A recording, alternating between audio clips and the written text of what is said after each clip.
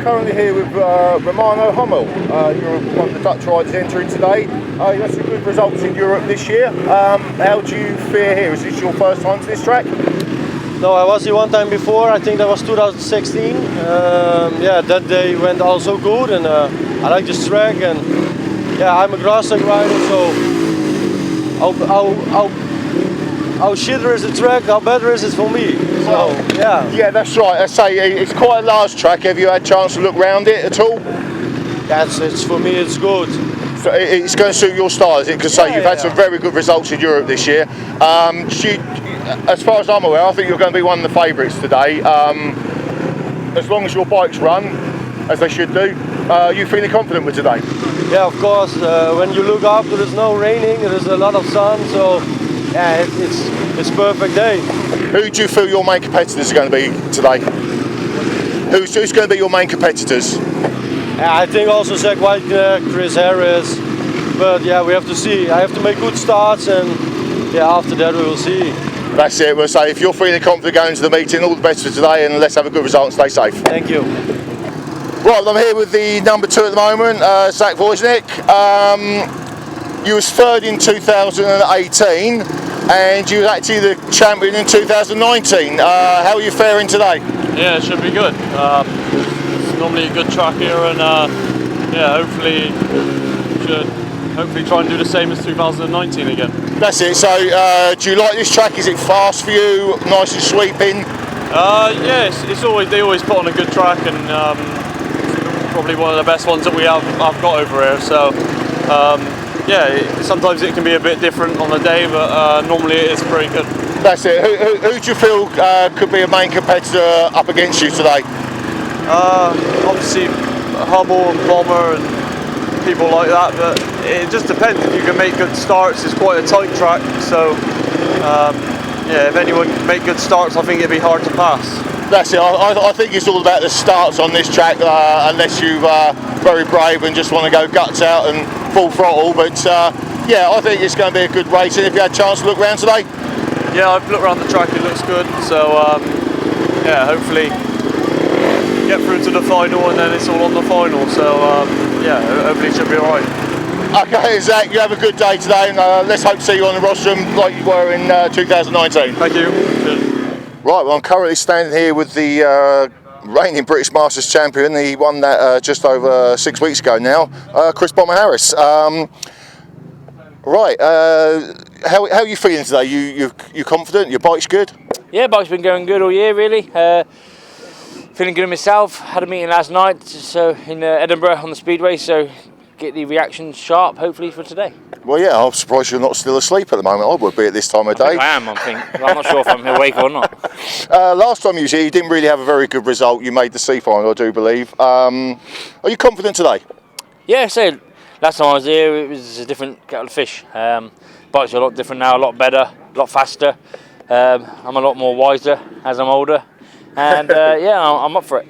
So the track's looking pretty good. So I haven't looked at it fully myself. Looks like it's going to be plenty of grip, and let's hope that stays out all through the day. Yeah, it looks good. I had a quick look over the ropes, and say it looks nice. Always is here, so yeah, hopefully we can have a bit of fun out there. Are we going to see you with your big blast around the outside in the grip if it's there, or are you just going to sort of try and ride conservatively if you make the gate?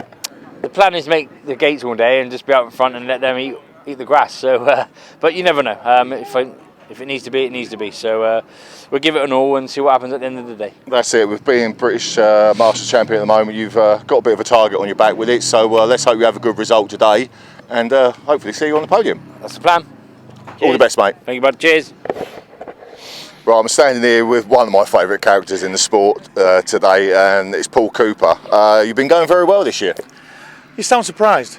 Well, shouldn't I be? No, we've had a bit of an up and down year.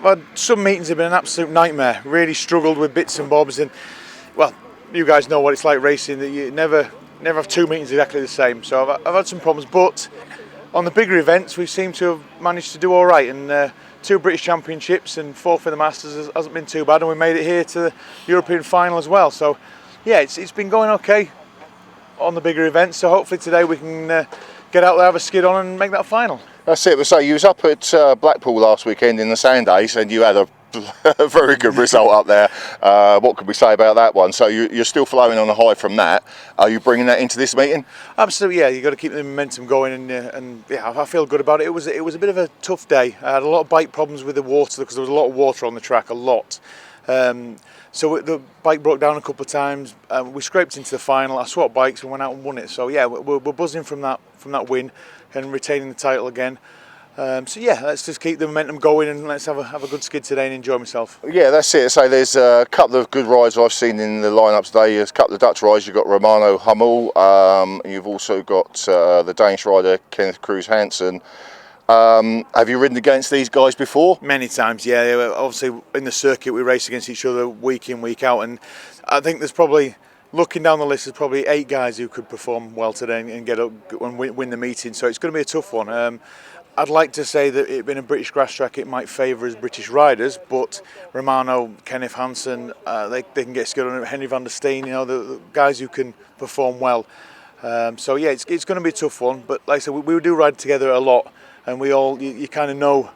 You know whose your competition is going to be, but I think it's going to be a bit of an open field today. That's it. You say you know how the track fares, how they're going to change their riding style, and like I say, you can adapt to it. So yeah, let's hope you have a good result today out there, Paul. And I'll try my best. Let's see you on the rostrum, mate. Well, I'd love to be. If we make the final, that's the plan. Make the final, and anything could happen in the final. Make a good start, get in the way of other people.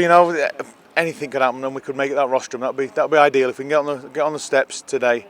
That'd be a great end to the season for me and my team. Yeah. That's it. You have a good result today, mate, and you stay safe out there. Cheers, thank you very much. Cheers, guys. Thank you. Right, I'm currently standing here with Jake Mulford, one of our youngest riders, 18-year-old.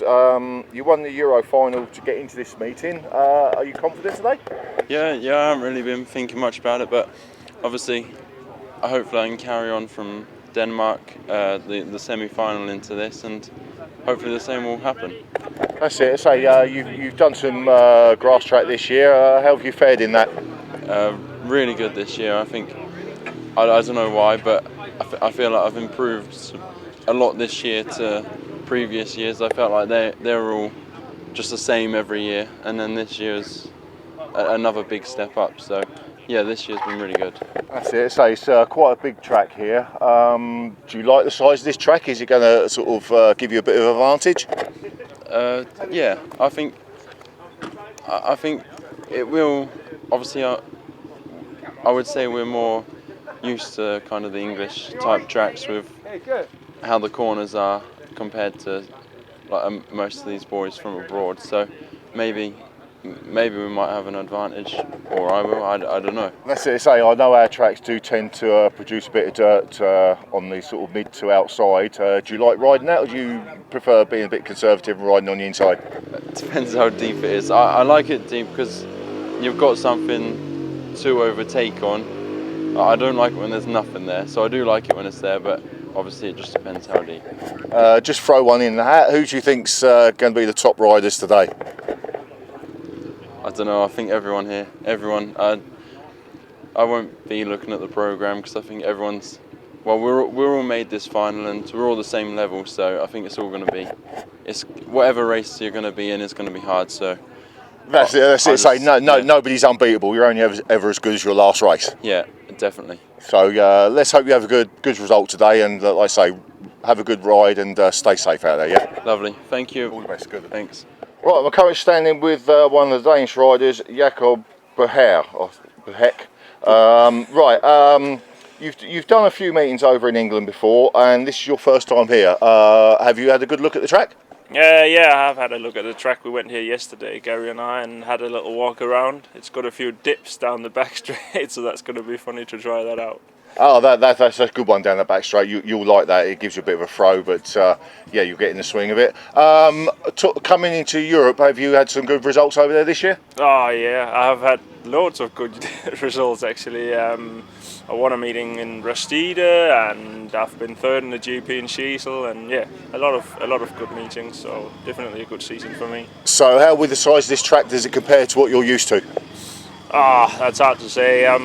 I'm not so fussed about how big or small they are. Grass track is my sort of thing. I really enjoy it, so hopefully I can find out to ride this one as well. Yeah, you just love riding your bike, yeah? That's it. Yeah, that's why we're here. That's it. That's what it's about. Well, I know you've got to shoot off and do some training for practice, and go out there, have a good day, and stay safe. Yeah. Yeah. Thanks a lot.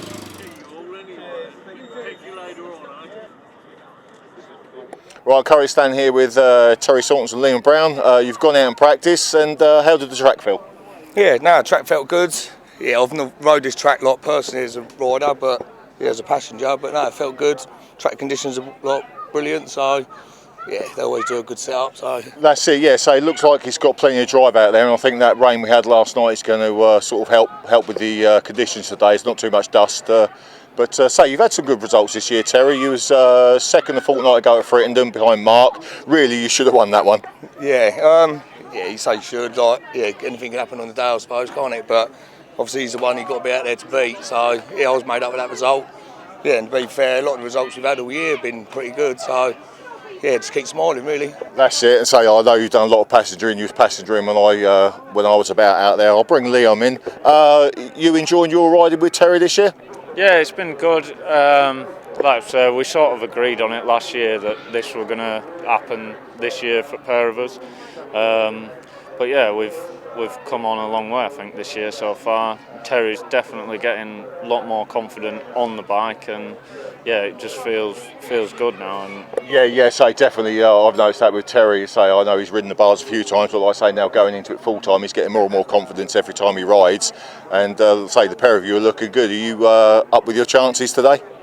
yeah, it's like you say, it's anyone's at the end of the day. It just depends on that gear and if everything stays together and goes well. Well, yeah, exactly. That's what it's all about at the end of the day, as long as we all go home in one piece. So I wish you the best for today and good luck, and say hope to see you in the final. Yeah. Cheers. Cheers. Well, I'm currently here with Will Offin and Ricky Pay, and say you've had a few good results this year on the grass when you've ridden it at the local meetings. How are you feeling going into today? Yeah, all right. It's a slightly bigger track, so we've been struggling with getting the gearing right. We've changed engines slightly this year, still Honda, but a later engine, and yeah, we've just been struggling with a bit of setup. But yeah, no, we've had some good meetings, and yeah, obviously the first season with Ricky this year, and yeah, been getting on real good. Yeah, I was going to say it's your first season with Ricky full time, and has he sort of adapted to the bike the way you want him to? Oh, instantly, we just gelled straight away. Yeah, over the moon with Rick. Yeah, brilliant. Yeah, that's good. So I'll bring you in, Ricky. I know you've ridden this track a few times. To me, it looks a little bit narrower than what it used to be, as if the turns are a little bit tighter. Yeah, I think they made it a little bit tighter this year. Might cause it to cut out later on. Wait and see, I guess. Well, yeah, exactly. Say the ground looks good. There looks to be plenty of moisture in it. You're feeling confident though going into today. Are you looking to make the final? I'd like to make the final. Yeah. Yeah, I'd like to make the final. It'd be a good sort of end to the year, wouldn't it? Sort of big meeting like this, making the final. Yeah, I was going to say, yeah, it's the last meeting of the season. I think everyone wants to try and get out on a high, but say the main thing is, like I say, the bike runs, and if it's okay for next season, you're all going to be all right for next season. It's going home in one piece. That's the main thing. That's it. Well, we'll make sure it's right for next season, won't we? Absolutely. We'll say you two both have a good day and stay safe and enjoy your racing. Lovely. Cheers. Cheers. Thank you.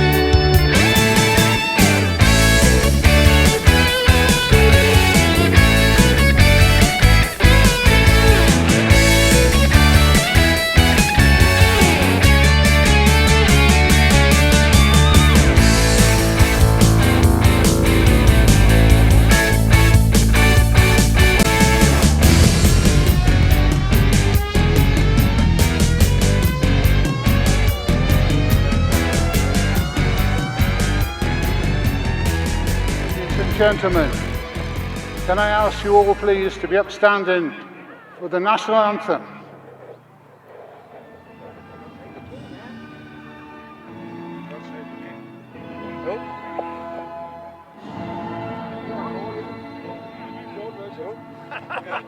That's a short version.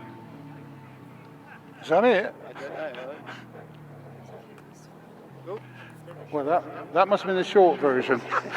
So, ladies and gentlemen, before we introduce you to the riders, we'd like to introduce you to the officials. And first of all, it's the FIM Europe Jury President, Mr. Dickie Staff.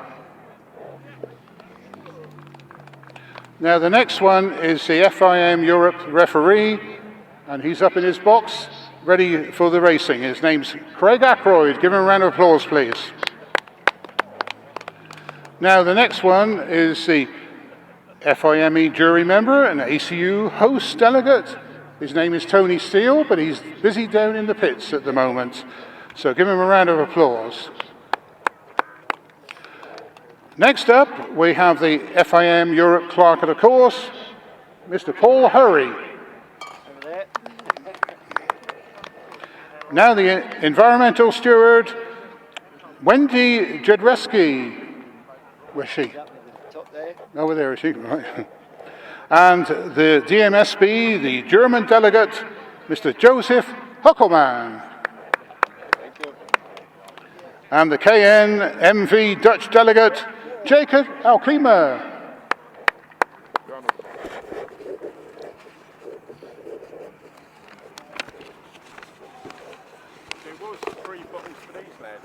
Was it? Would you might as well go for it?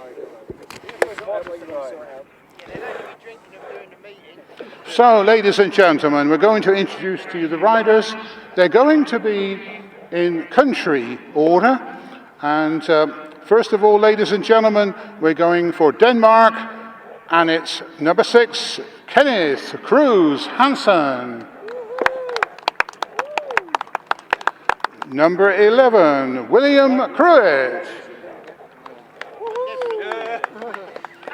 And number 15, Jakob Bokhav. So that's the contingent from Denmark. Now we have France, number 17, and it's Thomas Valadon.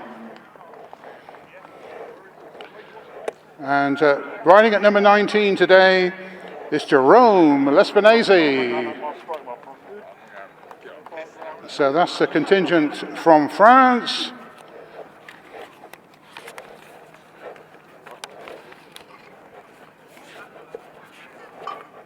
Now we'll make our way along for Germany.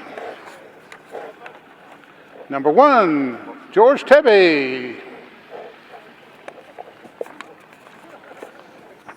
Number 8, David Pfeffer.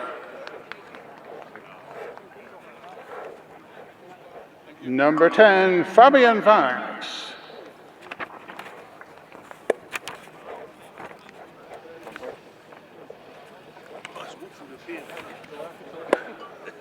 No, number 20.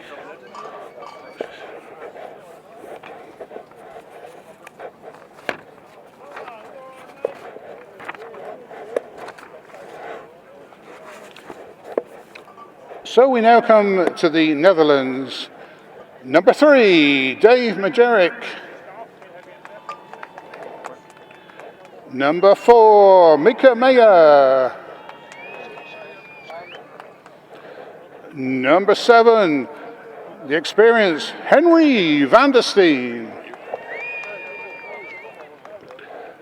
And number 12, one to watch out for today, Romano Hummel.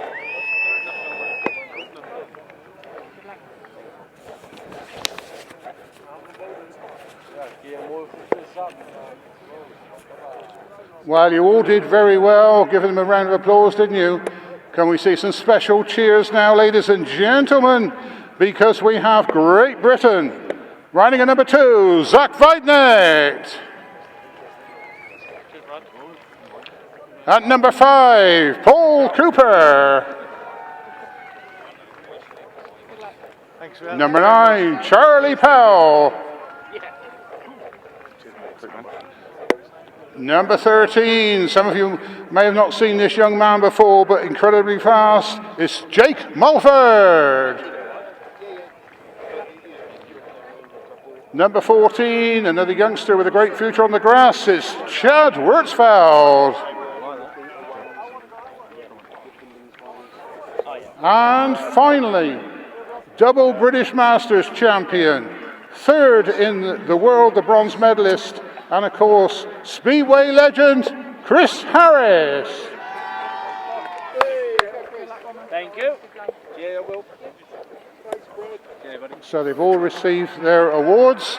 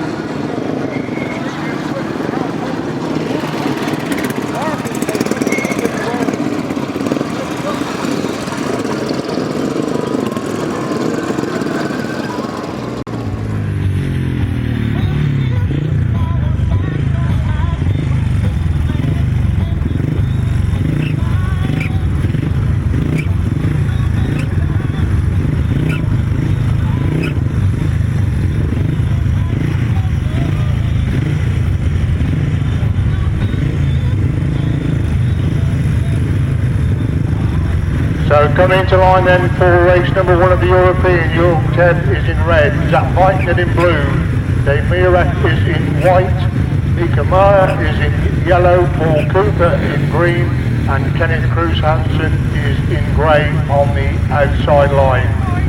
So very, very competitive race number 1, plenty of British interest with Zach Wajknecht, former champion, and Paul Cooper.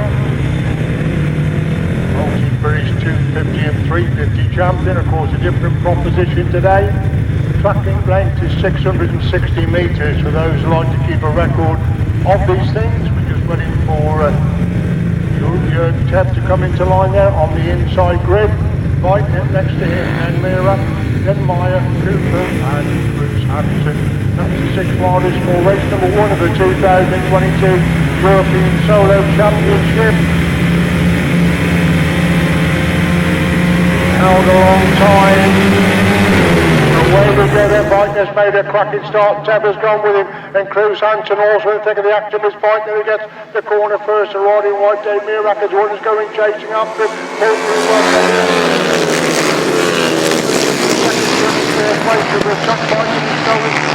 In the front then, and the former champion is the lead. They come to complete lap number 1 then. Wajknecht is the race leader then for number 3, Mirak, who holds that second. 4 is Meyer in 4th place. Paul Cooper, not the best of start, way back in 5th place, not the start.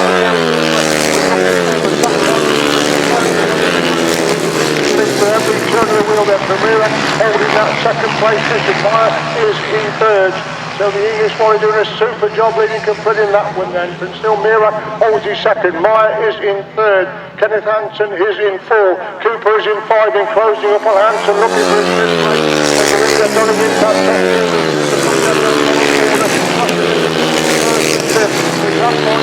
Start with the last lap with a tremendous lead then. It's Wajknecht well clear at the front and being taken still by Mirak, who's got the second. Meyer is in 3rd.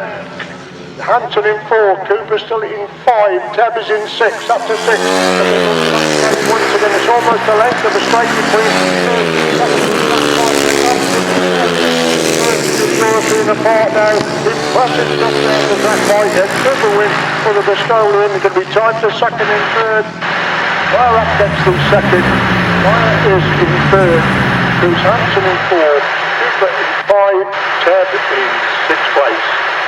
1 minute 26 exactly, the winning time, 1 minute 26 exactly.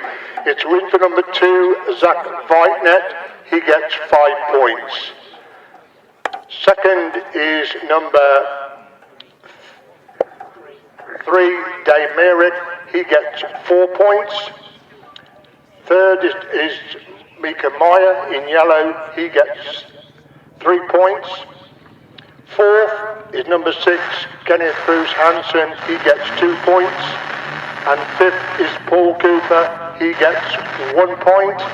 York Tebb is 6 and gets no points. Coming into line then for race number 2, Henry van der Steen, David Pepper, Charlie Powell, Fabian Vox, William Coit and Romano Hummel, who was so exceptionally quick in the practice. Be interesting to see how Hummel goes in this heat number 2. He's got Coit inside him, Vox is inside of him. Charlie Powell in the middle of the grid, David Paffer and Henry van der Steen. So just the one English representative in this race number 2 of the European final. Just waiting for Vance and Hummel to settle. Start could be interesting, looking for Hummel to make the start. Hummel doesn't make the best of start, he's got away pretty quickly. Van der Steen has made a good start and could lead into the corner, but look at the speed of Hummel, goes tearing round the outside of the Rodney Blue. David Pepper has gone with him, that's the top 2 going up the back. Third place, but Hummel already building himself a leader for Pepper in second. Powell has got the third place position. Van der Steen is in 4, that's the top 4, completing the opener then. Hummel the leader then, from Pepper holding second place. Powell is in 3rd, Van der Steen is in 4th. Pruitt is in 5, that's the top 5, they're going to have to once again. Building himself a big leading lead, number 2 of the European Solo Final. It's still Pepper doing the chasing in second place position. Powell has got the 3rd, Van der Steen is in 4, Boyd is in 5, Vox is in 6, that's a 6 of them. Once again the longer race goes, the really looking to take an awful lot of snatching here this afternoon. The last that flag comes out then for Hummel, clear at the front then. The Papa still holding that second place position. Powell has got the 3rd, Van der Steen is in 4th, Croyd in 5, Vax is in 6, that's the 6 of them. Again, Hummel is already going into that top corner for the the wide line coming off that top corner, super winning ride there by Romano Hummel, he picks up the winning ride. Second place is going to be to David Pepper, 3rd is Charlie Powell, 4th is Henry van der Steen, 5 is William Coit, and in 6th place it's Fabian Vox. The result then of race number 2, the winning time 1 minute 24.97. 1 minute 24.97, just over a second quicker than Zach Wajknecht. The result as follows: it's a win for number 12, Romano Hummel, he gets 5 points. Second is number 8, David Puffer, he gets 4 points. And third, number 9, Charlie Powell, he gets 3 points. Next across the line is number 7, Henry van der Steen, he gets 2 points. William Coit gets 1 point, and Fabian Vox fails to score. That's the points and time of that race. 12, 8, 9, 7, 11 and 10 was the finishing order. 1 minute 24.97, 1 minute 24.97. Your program change comes up in race number 3. It is Jerome Laspinaz who replaces Daniel Raff in yellow, riding number 19. So Jake Mulford comes into gate 1. Number Chad Wirtzfeld is going to fill in with gate number 2. So the 2 British youngsters on the inside gate. Chris Harris again coming to the outside. Will it be Chris's day? As Jim said, he won the Masters on this track not that long ago. Inside in number 17, Thomas Balladen. Then we've got Jakob Buchhaab. And then that is in white, so those are the 6 riders then, just waiting for Harris to settle on the outside grid for this heat number 3. So the British boys in gate 1, 2 and the outside for this race 3 of the European. Just waiting for Buchhaab to move into line in the white helmet colour for this race 3. Sonny Marshall moves away. Away we go with Harrison, made a good start from there. Wajknecht got, Bukov has got away as well. Bukov is going to get the corner first. Can Chris Harris wind it all around the outside? See Mulford is tucked into third with Wirtzfeld in fourth place. First time then. On that top corner. It is between the top four as they race to the complete. Lap number one then. And it is Harris who leads then from Bukov in second. Mulford is in third. Wirtzfeld dropped back to fifth place at number 17. Thomas Paladon goes through into that fourth place position. But Harris still is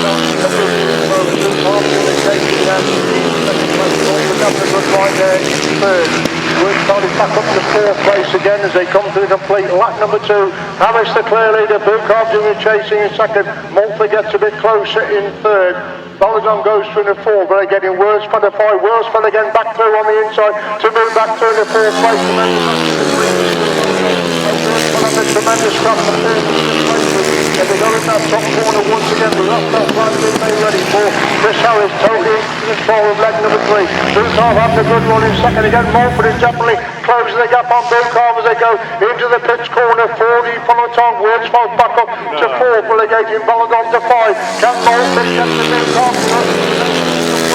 Number three, and Mulford really low. He's on there, there's the Bukov coming to the on the outside of that top corner. Chris Harris is going up the winning ride. Super ride by Jack Mulford to come through into second. Mulford gets second. Bukov is in third. Wirtzfeld is in fourth. Paladon in five. And Rapp in sixth place.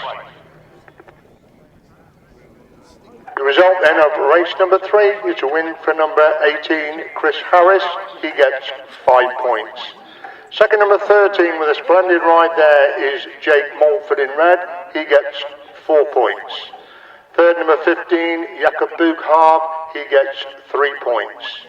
Fourth, number 14, Chad Wirtzfeld. He gets 2 points.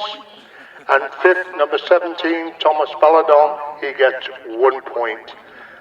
Six is number 19. He does not get any points. Jerome Laspinaz. 1 minute 28.97. 1 minute 28.97 the winning time. 18, 13, 15, 14, 17 and 19. That completes the first three heats of the European. Over to Jim now for the first heat of the big chairs.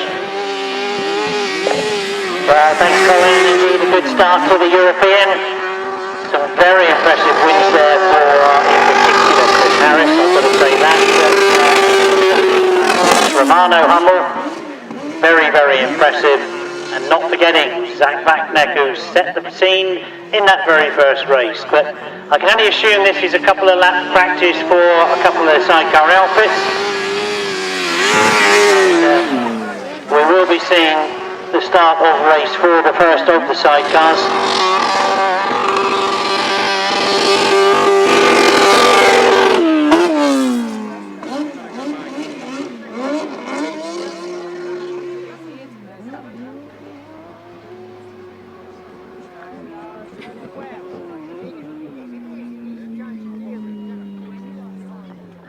Yes, indeed, I totally agree with that, and I was going to ask you about that sand ace, because obviously I didn't make it all the way up there to Cheshire to see it, but I did see it obviously in the press. I understand it was a very well supported meeting. It was brilliantly supported. The crowd was between 5,000 and 6,000 people. It was totally free to go in because it's a public beach, and so the club can't charge anybody. The spectators were asked to donate.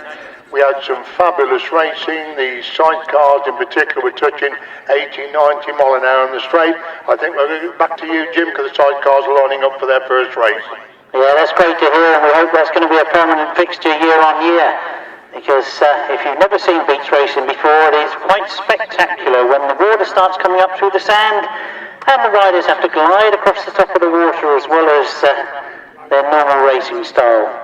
So yes, we turn our attention back to today, and if you haven't noticed in the programme that the annual Mixed Steer Trophy is on this meeting this afternoon, and that's what the sidecar competitors will be competing for. And as they get underway, 6 outfits on the start line, and away we go. And you can see that Mark Cotter has made the best of the starts.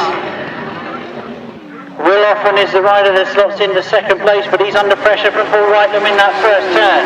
And down the back straight already, Mark Cotter up their authority on this meeting in this very first race, and they've opened up a big gap already as they come past me for the second time. Paul Whitelam has got himself into that second place, and Will Hoffman can just chase him down as he goes into that top turn. Well, I think all eyes are going to be, one or two people mentioned to me that if there's a who can be moment, there really has been trying. As we see the last lap being made ready, you can see that he's working all the way around. He tries to find the best possible lines around any circuit. Paul Whitelam just chasing him away into that top corner. They really have started to get spread out in this last lap. And we will see the checker flag. Problems on the far side. We've got one around for the door. And there's no problems at all for Mark Cotter and Gareth Williams as they take the first checker flag for the sidecars this afternoon. Followed home in second place by Paul Whitelam and Richard Webb. Third place, the early leaders, Will Hoffman and Ricky Pay. And as we watch the other two go through,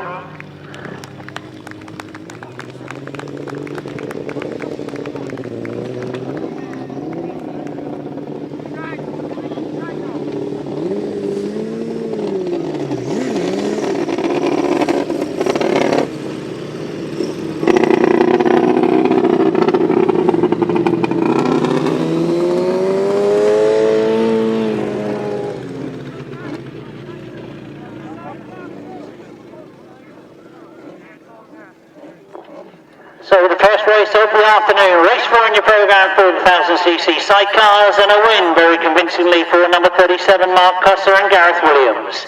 Second to them, number 92 Paul Whitelam and Richard Webb. In third place, number 80 Will Hoffman and Ricky Pay, and fourth place, number 20 Dale Fish and passenger Jordan Holland. The fifth place goes to number 51, that's returning to the sport Rick McCauley and Stephen Russell. And a winning time was 1:15.41. 1:15.41.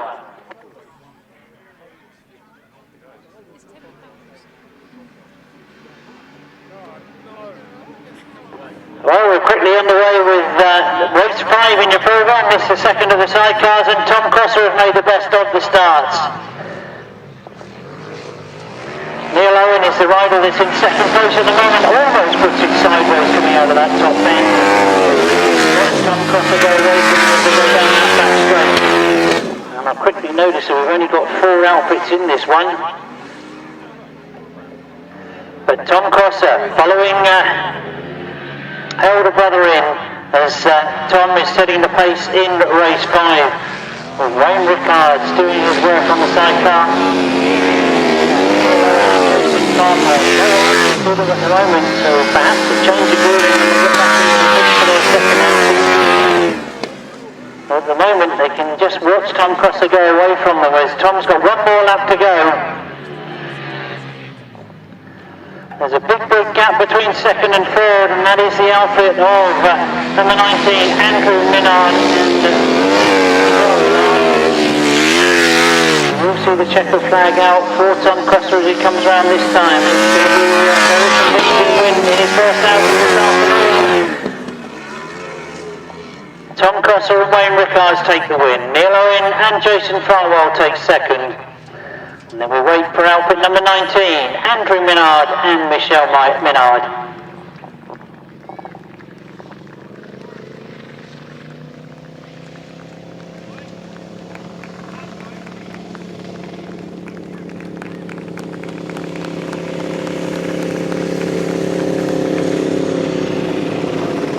So, race 5 in your programme, a win for outfit number 29, that's Tom Cotter and Wayne Rickards.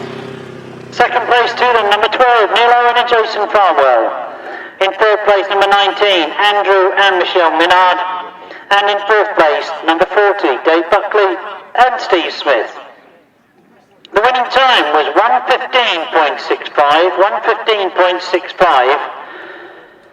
So comparable times between both Mark Cosser and Tom Cosser. We watch to see what happens in race 6 because we see out for the first time Clint Blondell, Matt Fromroller, Mick Stace, Terry Saunders, Dan Berwick and Trevor Heath.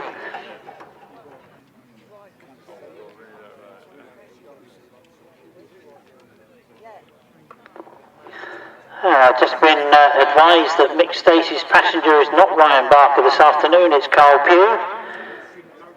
Very experienced passenger, Carl Pugh, stepping into the breach. We see them out for the first time in this race six in your programme.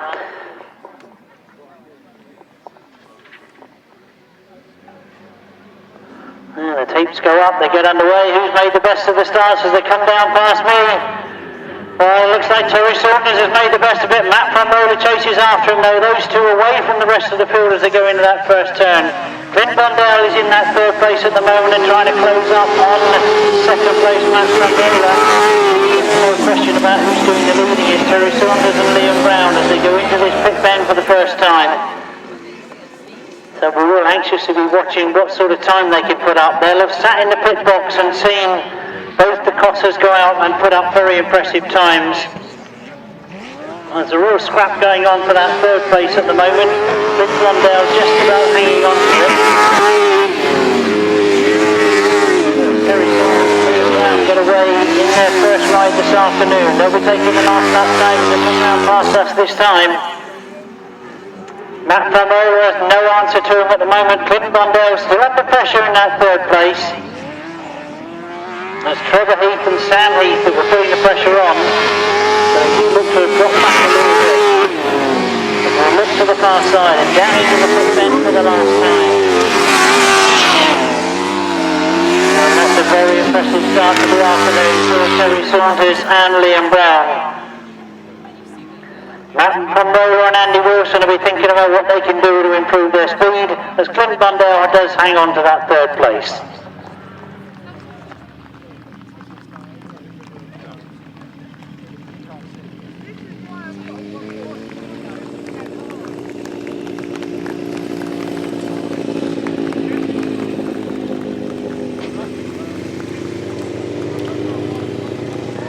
So race 6 completes the first leg rides for the sidecar outfits and it's a win for number 24, Terry Saunders and Liam Brown.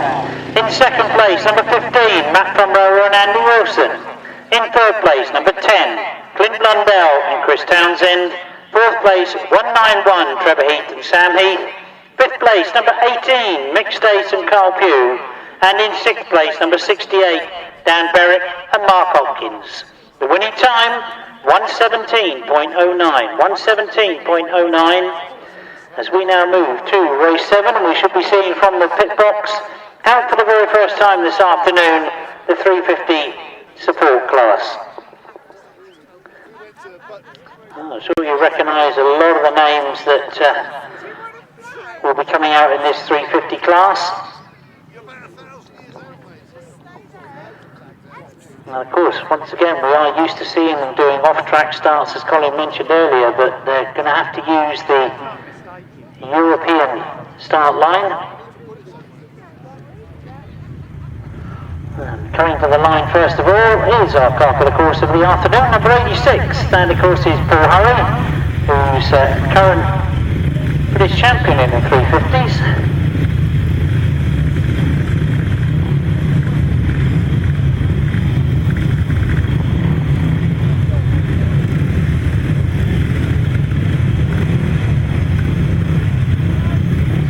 Well, started trying to get them all in the right places, but Cameron Taylor, I think, is saying there's not enough room for me.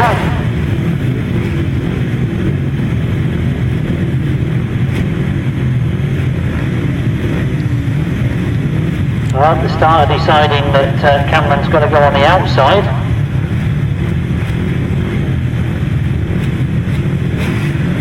And he eventually gets in line.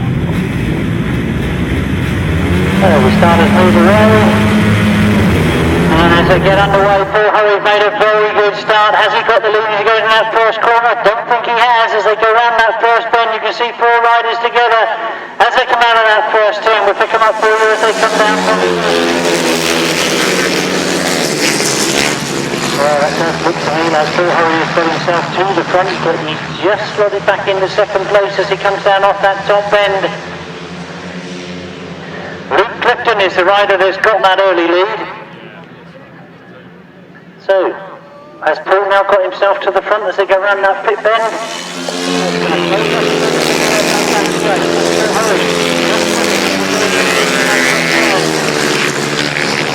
On a very, very quick 350 and problems for Luke Clifton on that top turn. The rest of the riders managed to avoid both bike and rider. I can see that we've got red flags out because the bike and the rider are both still on the track.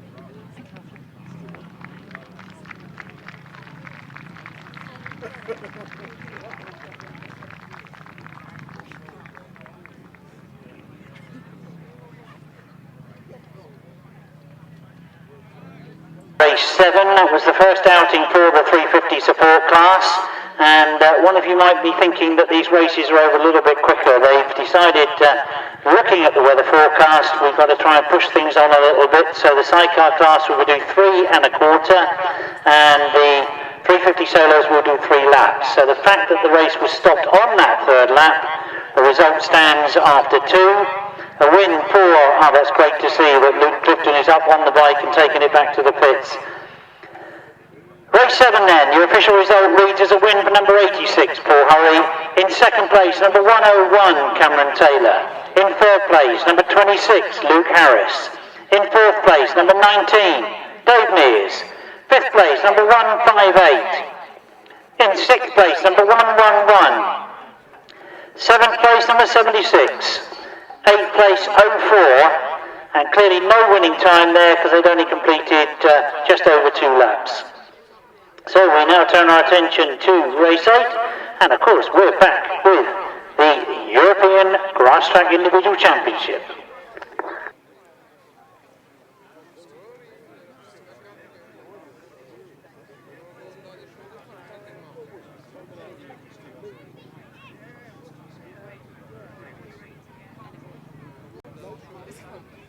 So coming out then for this race number 8, the start of the second leg, Jakob Buchhaab is going to be in the yellow helmet. He gated very well in his first. Number 17, Thomas Melodon, goes in alongside him. Then we've got number 10, who is Fabian Vax from Germany. He's coming towards the outside. Number 3, that's Dave Marek, an excellent third place first to make. York Temp was 6 out of 6 in his opening ride, and number 8, David Pfeffer, picked up a good second place position. So somebody can boost their chances by picking up a winning ride in this race number 8. Nobody seems to want to settle first for the action. York Temp turning completely round. He's finished 4th in this competition on 2 occasions.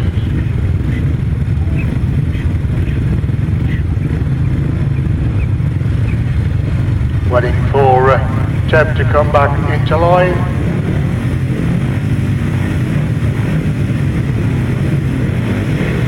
Revving up for the start then.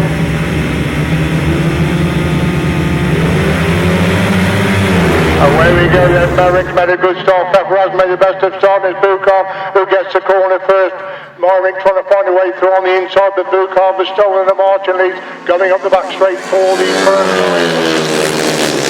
Green is on chasing up, and that is David Pfeffer. Didn't make the best of start. He's already worked his way through into that second place position. As Buchhaab is the race leader then, from Pfeffer holding that second place position.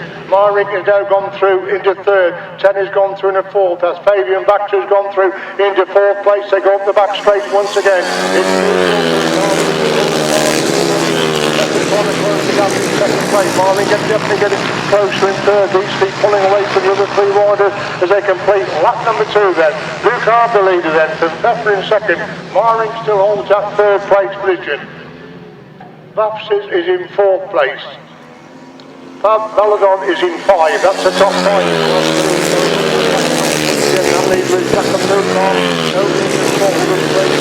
starting to pull away from Pepper, who's still hanging on to second. Marvin trying to close the gap in third.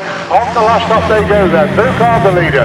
Pepper in second. Marvin is still in third. And again, looking for that second place of Pepper. They're starting to close down the race leader now as they go up the back straight forward. He follows on the Pepper in a good race going on for second and third. Pepper on the inside. Marvin making his move around the outside of that top corner. They're closing up on the race leader at the same time. But it's Bukar that picks up the winning ride. Pepper gets his second. Murring is in third. Maladon is in fourth. Teb in 5, and we've lost a rider on that last lap. The result of race number 8 is a win for number 15, Jakob Buchhaab gets 5 points. Second number 8, David Pfeffer, he gets 4 points. And third number 3, Dave Maring, he gets 3 points.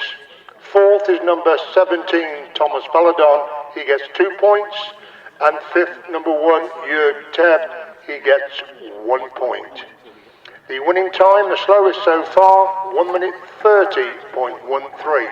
1 minute 30.13, 15, 8, 3, 17, and number 1.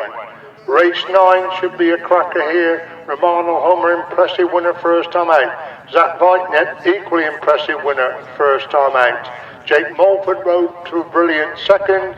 Charlie Powell got a third, and Paul Cooper got a fifth. Don't forget the programme change of Jerome Laspenas coming in for Daniel Rath as we see the gating positions. So Romano Hummer will be 1 from the inside because Laspenas is on the inside. Paul Cooper's next to him, then Zach Wajknecht next to him, then Charlie Powell, then Jake Mulford. So 4 Brits in action out of 6 in this race number 9. Can anybody get to Romano Hummel? It might not be quick enough to withstand the challenge of the high-flying Netherlands rider. Should be a real crackerjack and a very important race number 9. Charlie Powell just turning back from the taints before coming back into line. Obviously a little bit of herbs as they come to the gate for what could be, even as early as this, a very, very crucial heat in this 2022 European Solo Final.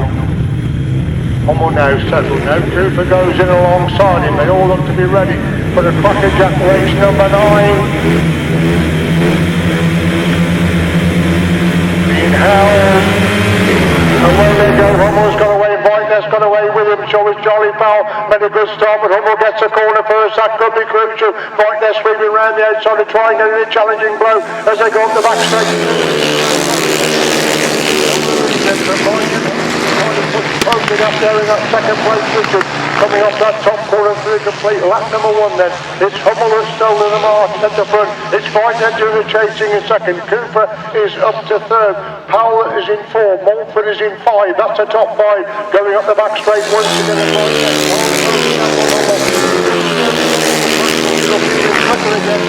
Pulling away then from Zach Wajknecht now as they complete lap number 2 then. It's Hummel and leads in from Wajknecht holding second. Good race going on for third and 4 as Charlie Powell has gone to the third, relegating Paul Cooper to 4. It's still Mulford in 5. That's the top 5. They go once again, so the race is on for second and third place.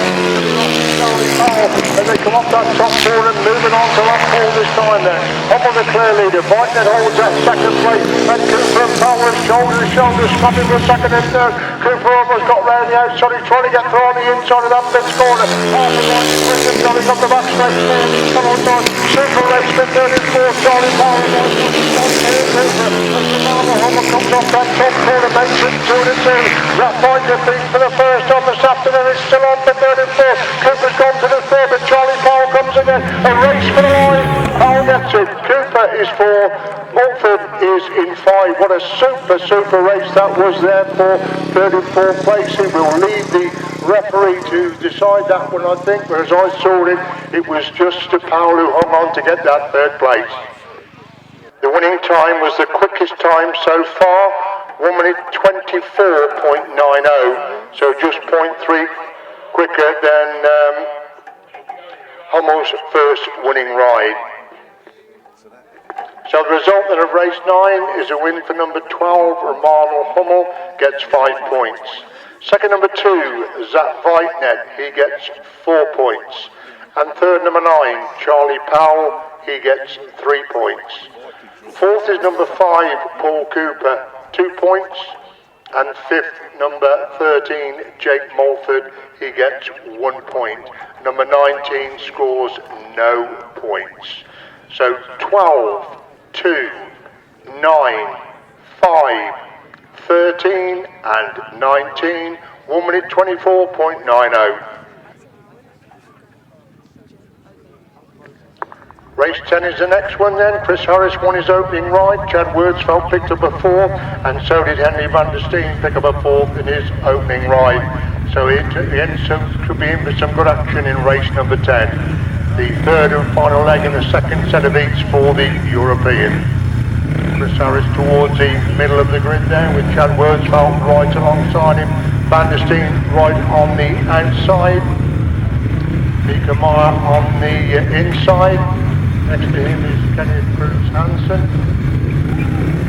And then we have number 11, William Croyd. So that's the riders then for race number 10.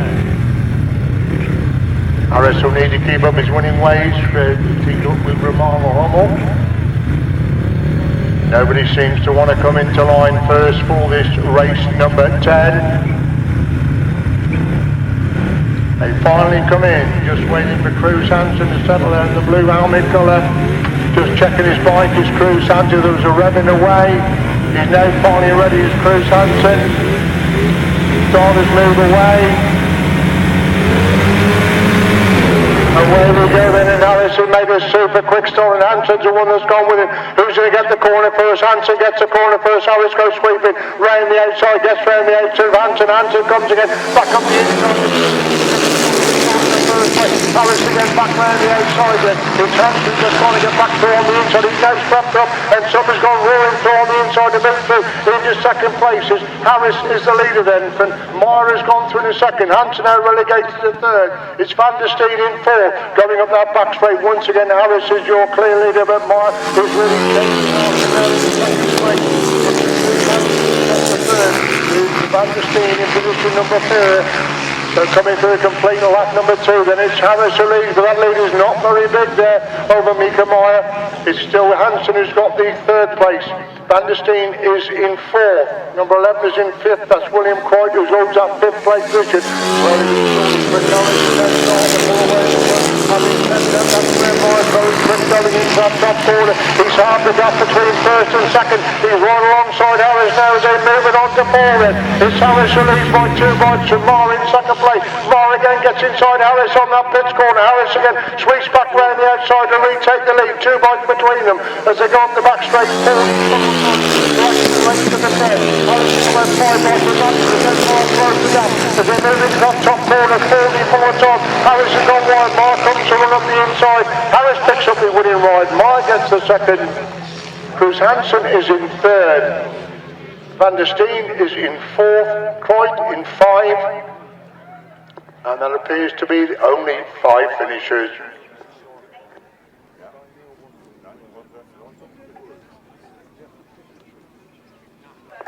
Right, your result then of race number 10 is a win for number 18, Chris Harris. He gets 5 points. Second, number 4, Mika Meyer. He gets 4 points. And third, number 6, Kenneth Cruz Hansen. He gets 3 points. Then fourth is number 7, Henry van der Steen. He gets 2 points. And then fifth, number 11, William Croyd. He gets 1 point. 1 minute 29.76. 1 minute 29.76, almost 5 seconds slower than Romano Hummel. So 18, 4, 6, 7 and number 11. We hand over back to Jim then for the second leg of the sidecars. Thanks, Colin. Disappointing there to see Chad Wirtzfeld not going in that one, or indeed pulling out. So his progressive score not helped at all with that one. But terrific to see Chris Harris on 2 maximums. And I've just had a quick look through the programme. We've got an incredible race coming up in race 7, effectively, or heat 7 of the individual championships, because we've got 2 riders on maximums, that are on Chris Harris, and of course the man that we spotted in practice going very, very quickly from Holland, Romano Hummel. So those 2 actually come together in that first of the third leg rides.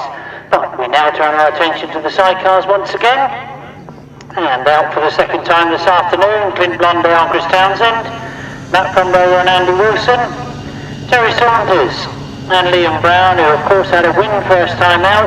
Tom Crosser and Wayne Rickards also had a win first time out, and they're joined on the line by Rick McCauley and Stephen Russell.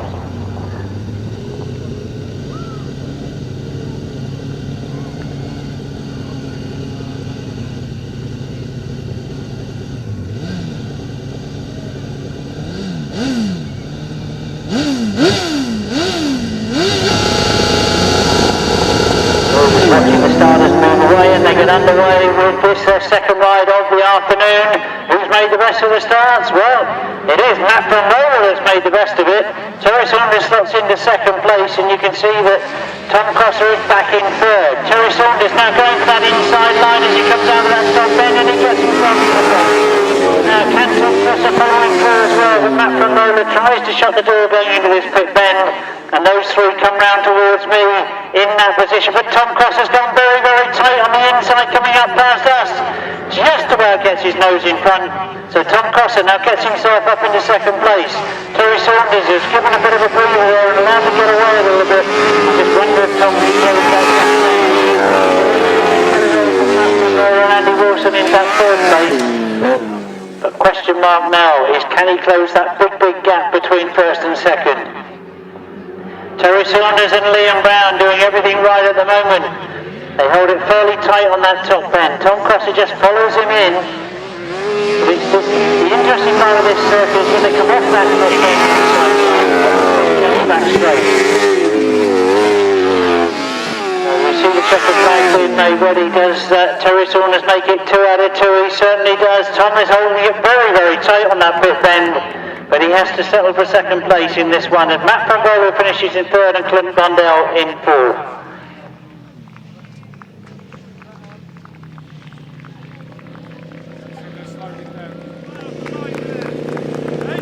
So race 11 in your programme, the second outing for the sidecars, a win for number 24, their second ride of the afternoon, and their second win, Terry Saunders and Liam Brown. In second place, number 29, Tom Crosser and Wayne Rickards.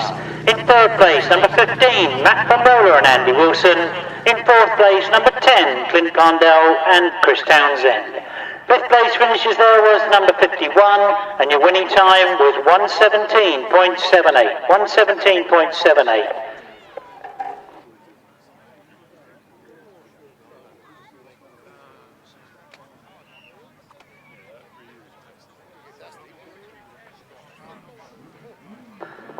If we look to race 12, you can see that we see Mark Cosser and Gareth Williams out for the second time this afternoon. They are, I'm sure, been sitting in that pit box watching what was going on in race 11, and they now know that Terry Saunders has scored maximum points from the 2 rides. 2 passenger changes in this one, mixed aces with Carl Pugh this afternoon, and Delfish with Jordan Holland.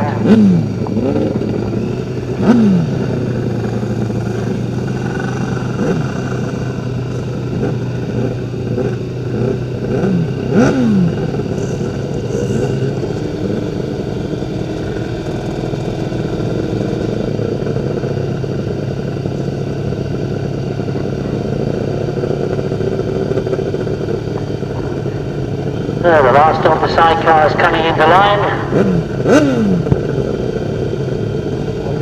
is the second to outside gate. Starter moves away, takes her up, we get underway. And Mark Cosser has made a very good start once again, but going even quicker than him is Terry Heath. Whoa, I thought he was going to get there, but Mark Cosser has cut him off going into that top bend, and Mark Cosser gets himself to the front.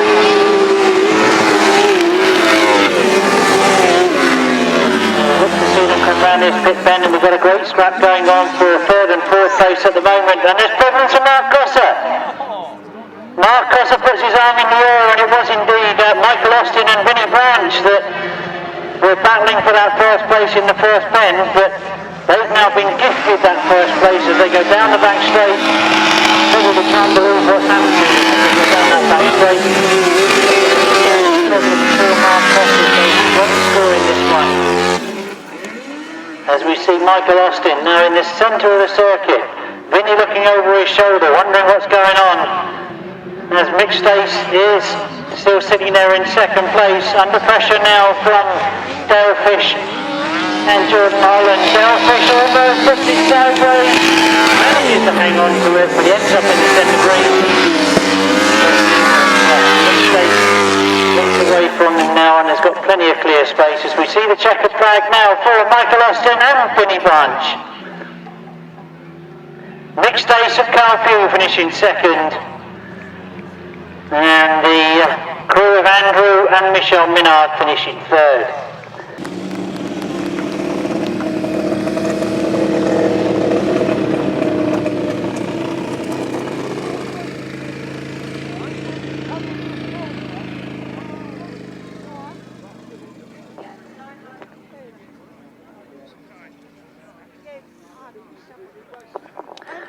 So, race 12 in your programme, 4 finishes only, but a good win for number 998, Michael Austin and Vinnie Branch.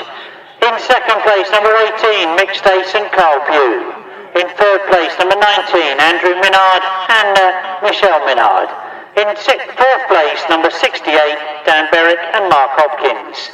The winning time was 1:21.75, 1:21.75. 991, 18, 19 and 68 you should have had for race 12. Remind you again that the Mick Steer Trophy is on this afternoon for the sidecar class. As we now look to see them get to the line for race 13 in your programme. Neil Owen out for the second time this afternoon. He had a second place first time out. We'll hope to improve on that, and he's got Will Offen and Paul Whitelum and Trevor Heath up against him on that start line, not forgetting Dave Buckley of course. 5 outfits only, as we've got no Gary Shearer.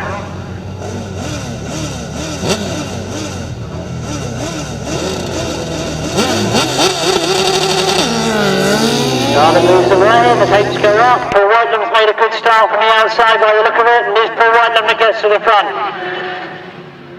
Will Offen and Ricky Pace slot into them in second place, and I can see that Neil Owen, by the look of it, has had problems off that start line. He's right at the back of the field, but now makes that one place. He's got a lot to do to try and get to this one, and he's back in fourth place at the moment. Oh, off that bottom turn, this is a much better ride for Paul Whitelum and Richard Webb, as Will Offen and Ricky Pay have no answer to them at the moment.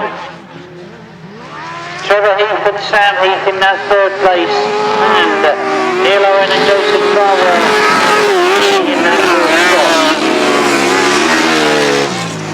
But as so often happens on these big sidecars, get themselves spread out as they've got one more lap to go for Paul Whitelum to take his first win of the afternoon. Will Offen trying to close that gap, and Neil Owen desperately trying to close in on Trevor Heath and Sam Heath. Get the speed down that back straight. Past the dirt line, he's going a long way round.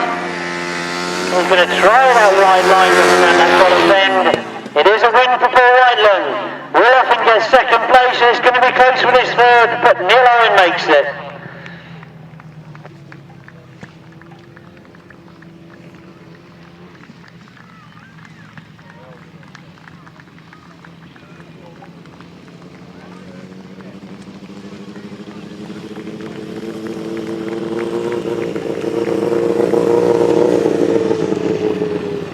race 13 in your programme is the last of the second leg rides for the 1000cc sidecars, and a very impressive win for number 92, Paul Whiteland and Richard Webb.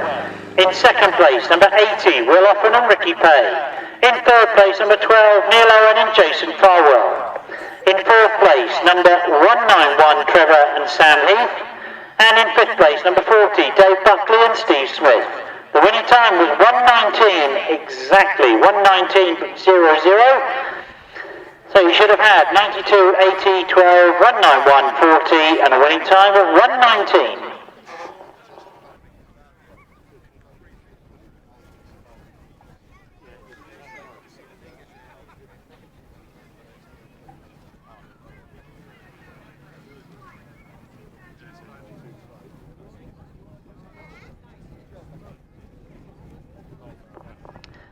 So already coming to the start line, we've got the riders for race 14 in the programme. This is the 350 support class.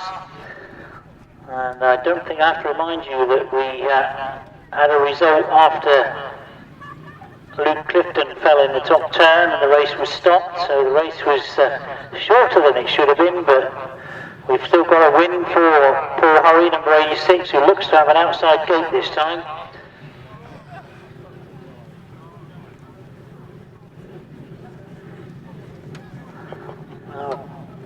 Cameron Taylor, who had a second first time out, he's in the middle of the starting gate this time. And good to see that Luke Clifton is back out there on bike number 51.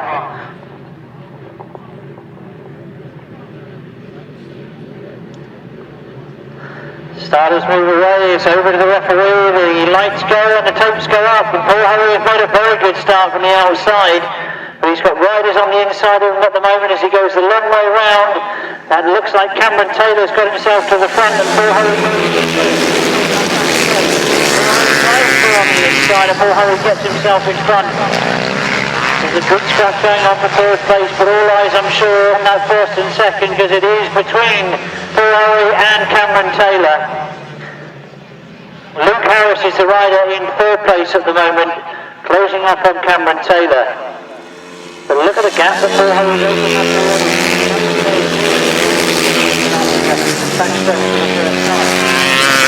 Paul Hurry takes it over, and he'll see the last lap flag as he comes down past me this time. Luke Harris struggling to hang on to that third place as he's under pressure from Dave Mears. So that's Paul Hurry.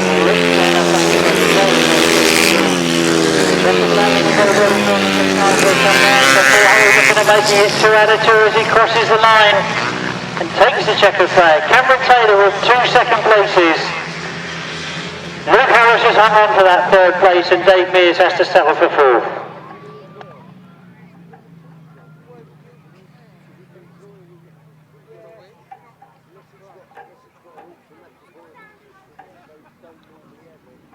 So race 14, the second outing for the 350 support class and second win for number 86, Paul Hurry.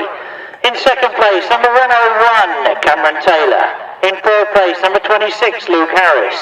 Fourth place, number 19, Dave Mears. In fifth place, 04, Ricky Sanford. In sixth place, number 111, Steve Garside.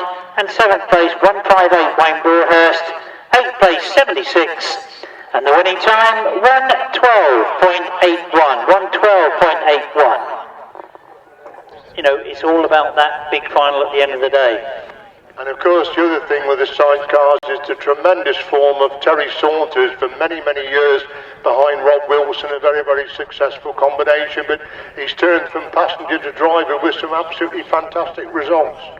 Oh, you're not wrong at all. He certainly has been going very, very quickly. And of course comes from this centre, so a lot of the spectators are used to seeing him as a passenger for Rob, but now a driver in his own right. Thank you, Jim. Right there, coming into line then for this final race, number 15, Romano Hummel, number 12 there towards the middle of the grid. He is unbeaten. Chris Harris is the last rider to come out. Looks as if we're only going to have 5 this time. Chris goes right for the inside.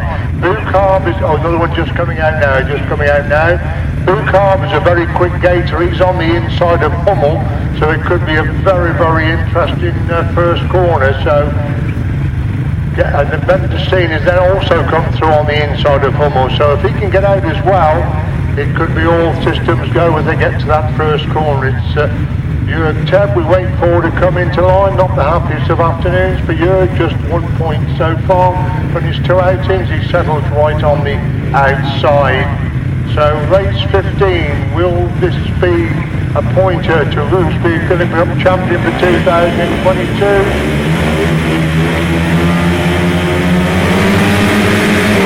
Away we go, Harris has got out, Hummel's got out, it's between these two, they get the corner first, and Harris just gets the corner, but Hummel again winds it on right round the outside. Harris has dropped back to third place with Bucarb has gone.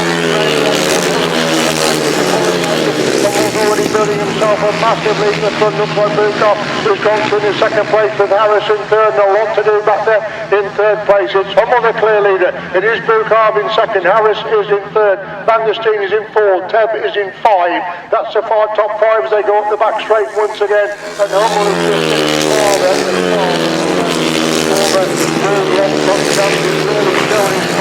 this afternoon.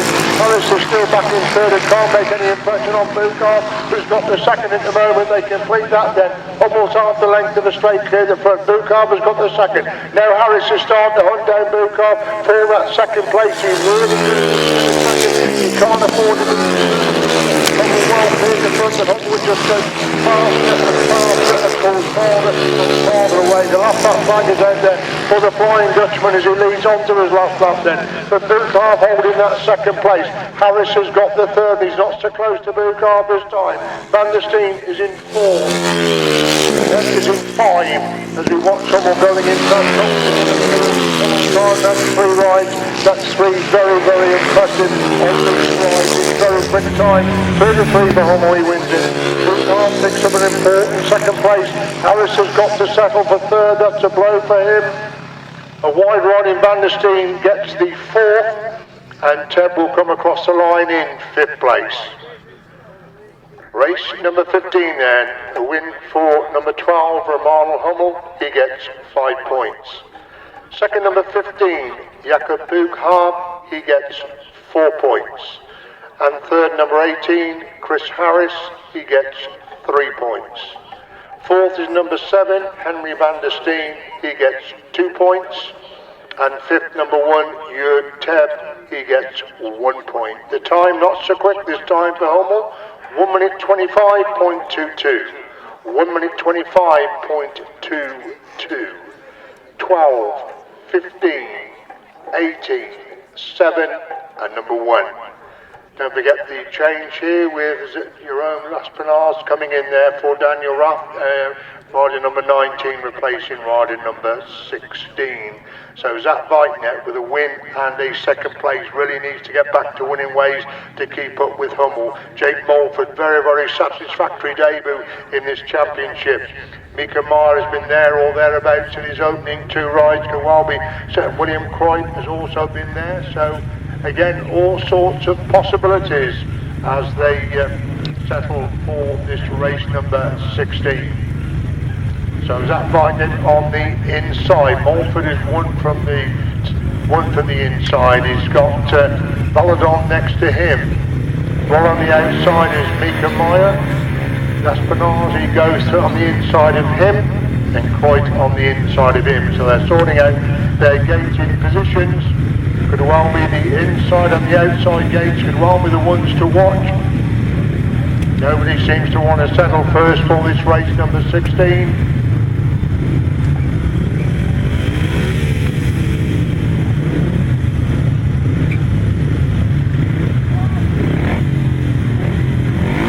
So they finally come into line then for race number 16, another crucially in this championship. Away we go, Myers made a good start, Wajknecht got out, so is number 17, that's Thomas Valadon, has made a cracking start, but Zach Wajknecht, who gets the corner first, is Mark trying to come right round the outside as they go up the back straight to the first start.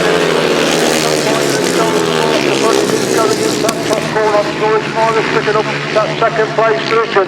They'll come by to complete lap number 1 then. It's Wajknecht who is the clear leader. It is Mara who's got that second with Mulford having a good ride there in third. 13 is in fourth, that's Jake Mulford. He looks to improve upon that 4th spot as they go to the back straight.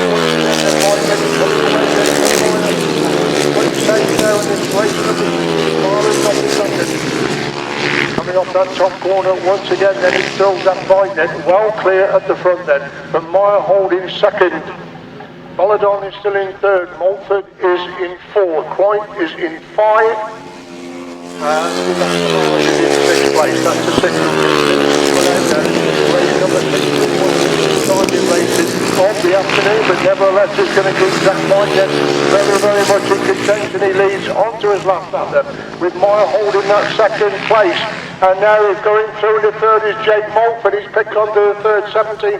Balladon seems to have machine problems. That's a low Mulford in the third. These are important points for the Mulford. There's nothing can stop that right. It's well clear on that top corner.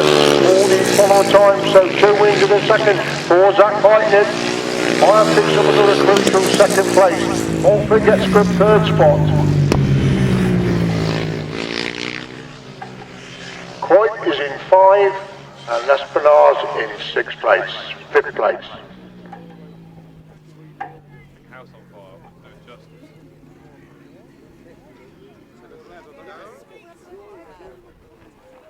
Your result then of race number 16, a win for number 2, Zach Wajknecht. He gets 5 points. Second, number 4, Mika Meyer. He gets 4 points. And third, number 13, Jake Mulford. He gets 3 points. Number 11, William Cripe is 4th with 2 points. And number 19, Jerome Laspinaz gets 1 point. The winning time, 1 minute 28.09, 1 minute 28.09, 2, 4, 13, 11, and 19. So looking at this, David Pfeffer's very much in contention, as is Dave Myring. Charlie Powell's had some very consistent outings. Paul Cooper has got better as the meeting has gone on. Sadly, Chad Wirtzfeld didn't score in his last outing. Kenneth Cruz Hansen, I imagine, would be a little bit disappointed at the moment. Could he use the adapts very well to the English circuits, but not getting the points that we thought he would get this afternoon. So Paul Cooper goes into gate number 1. Charlie Powell is alongside him in gate 2. Chad Wirtzfeld fills gate 3. David Myring is in 4. Cruz Hansen in 5, and David Pfeffer is on the outside of the 6 riders for race number 17. Again, another intriguing race. A win here for Charlie Powell would put him right back up into contention. And it's Cruz Hansen not happy with the position there of David Pfeffer at the gate, saying he's too close to him there in grid number 5 and 6. Charlie Powell turns back from the tapes and will come back into line. So 3 Brits are acting again in this one, filling the inside grids. Cooper, Powell, Wirtzfeld, Myring, Cruz Hansen and Pfeffer on the outside for race number 17.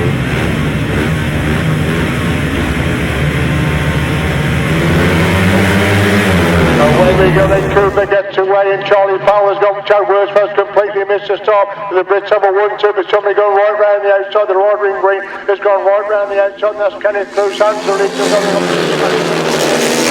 then. And that's 3 abreast, the second to the 5th place is all up there on that top corner. So I thought something would have to give. One of the riders has gone down upon that top corner. And it's Cruz Hansen that leads then from Myring, who's holding that second place position. That's the top 2, the right in red. Paul Cooper's chasing really hard there in 3rd. Again then, it's still the rider in blue. And it's Kenneth Cruz Hansen who has the lead in right in green. Kenneth Cruz Hansen has the lead, then they come back and complete that one. Cruz Hansen leads it then. From Myring, who's got the second. Cooper is in 3rd. Powell is in 4th. Wirtzfeld in 5, Pfeffer in 6th. really dear, because David Pepper was very much in contention. There's a good race going on now for the leading position. Kenneth Cruz Hansen leads then, with Marley getting closer with every turn of the wheel in second. Cooper's now under pressure for that third place position. Paul Cooper's really got a motor from that back straight. His third place is in danger. Putting in his best ride of the afternoon. The riding white sheep is flowing right up there, and there's no Paul Cooper get round the outside. There's third best coming up the corner. For second place, Cruz Hansen wins it. Cooper gets second. Powell is in third. Marling seems to slow up going into that top corner over that far side. He was in second place.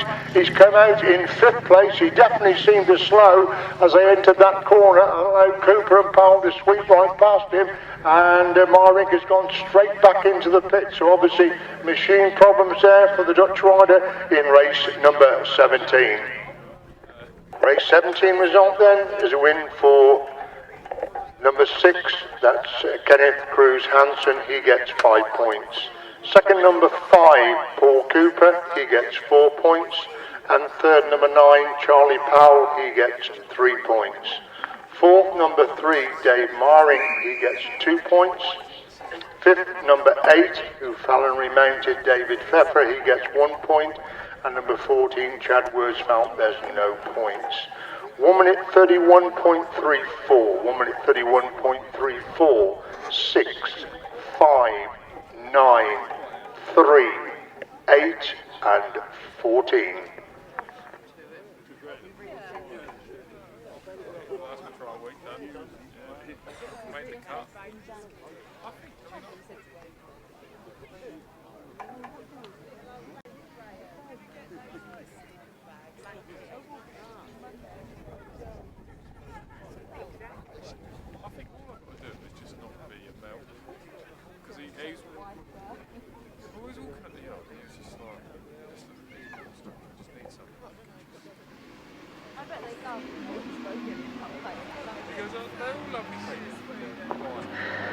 So, race 18 was our attention to the sidecars once again, and this is their third leg ride. And if you don't do well in this one, then you might not be in the final. There's a great scrap going on at the front.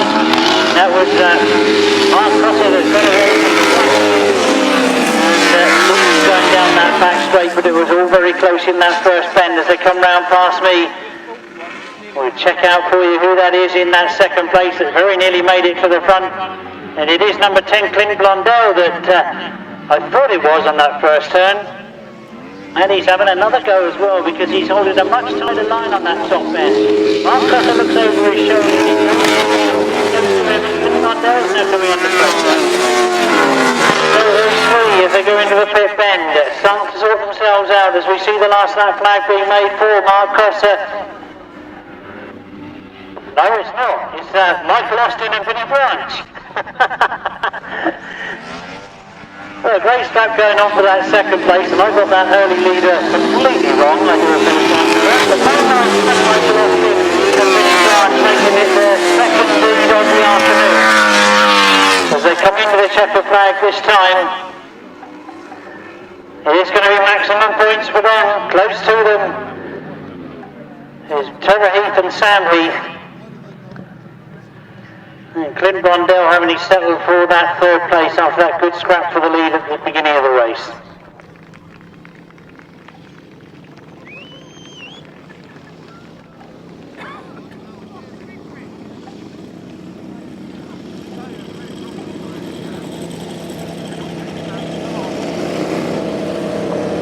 So, race 18, we start with the third leg for the sidecars, and it's a very impressive win for number 991, Michael Austin and Vinnie Branch. In second place, number 191, Trevor Heath and Sam Heath. In third place, number 10, Clint Blondell and Chris Townsend. And fourth place, number 80, Will Oppen and Ricky Pay. Fifth place, number 18, Mick Stace. And in sixth place, number 19. The winning time, 121.53, 121.53. 991, 191, 10, 80, 18 and 19, 121.53.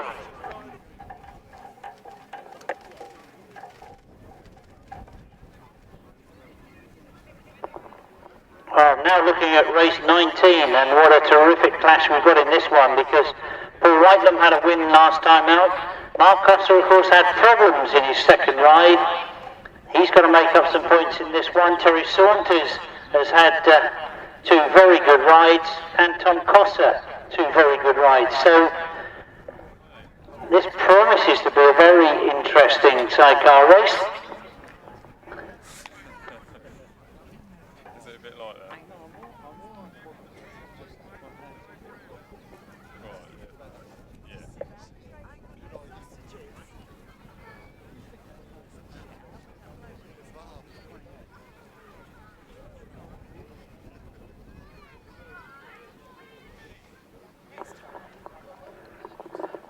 We're anxious when we look at that sidecar start because we can see that the passengers are all looking at the pit gate. There's only 5 outfits on the line at the moment. Rick McCauley is the outfit we understand is missing. Tom Cossa right on the inside gate.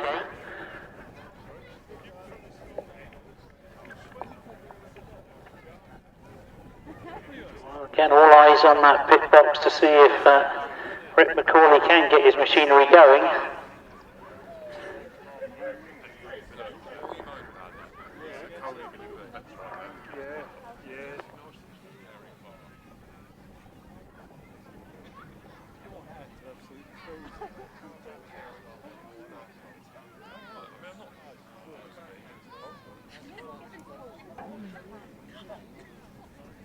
I get it when they stop moving. Is that because of your power? Squishy power.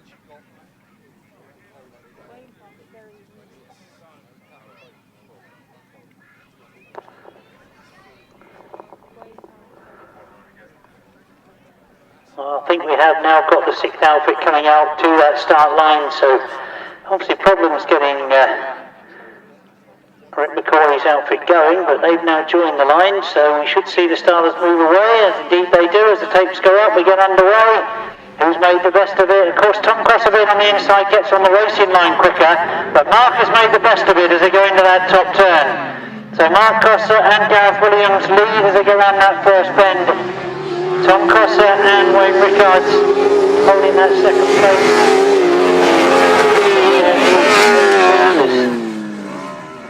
Oh, looking to see it close up now because we've got Mark Cossa setting the pace, Tom Cossa sitting there in second, and there is Terry Saunders in third place, Paul Whitelam in fourth at the moment. I wonder, can any of the positions change as they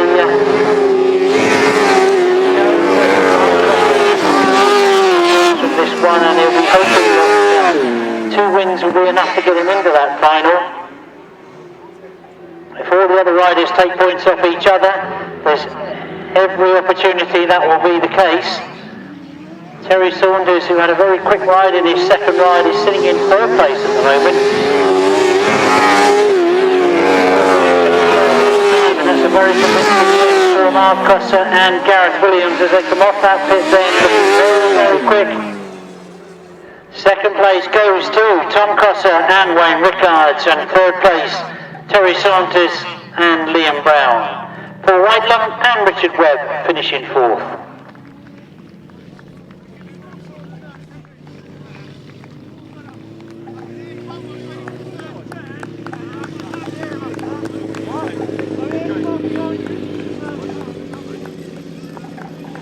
So race 19 in your programme, and it's a win for outfit number 37, his second of the afternoon, Mark Cossa and Gareth Williams.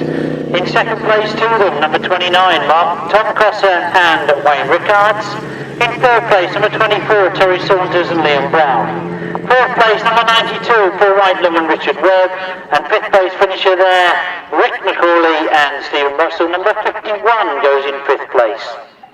No sixth finisher, the winning time 1:15.97. 1:15.97. You should have had 37, 29, 24, 92 and 51.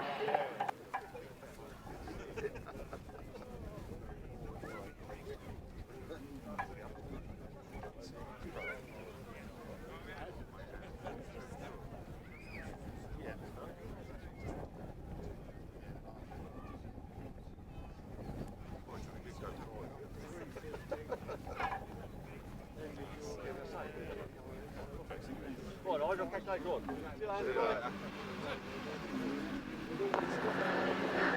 the last of the sidecar qualifying heats as they get underway very quickly, and Matt from Roller's made certainly the best of the starts. Neil Owen and Jason Farwell go after them into that top bend.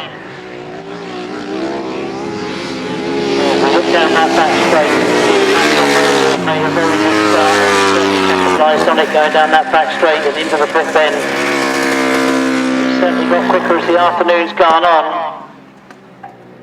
Neil Owen and Jason Farwell still there in that second spot, and Dan Berwick and Mark Hopkins holding third. There's problems for our only other rider, Dave Buckley and Steve Smith. They make the run in that pit bend, and while I was looking down there, you can see that Neil Owen has gone a lot closer to Matt from Roller as they come round off that bottom turn, and Neil Owen goes through on the inside of it. Oh, Neil Owen gets himself in front as he goes into that top bend. Matt from Roller and Andy Wilson are going to try and fight back. They've gone very, very wide on that top bend. And that's just allowed Neil Owen to get away from them down that back straight. Just one more corner to go. As we see the checkered flag getting made ready. And it is a terrific ride from Neil Owen and Jason Farwell to get maximum points in their last ride. As Matt from Roller and Andy Wilson, leading so long in that race, have to settle for second place. And Dan Berwick picking up third.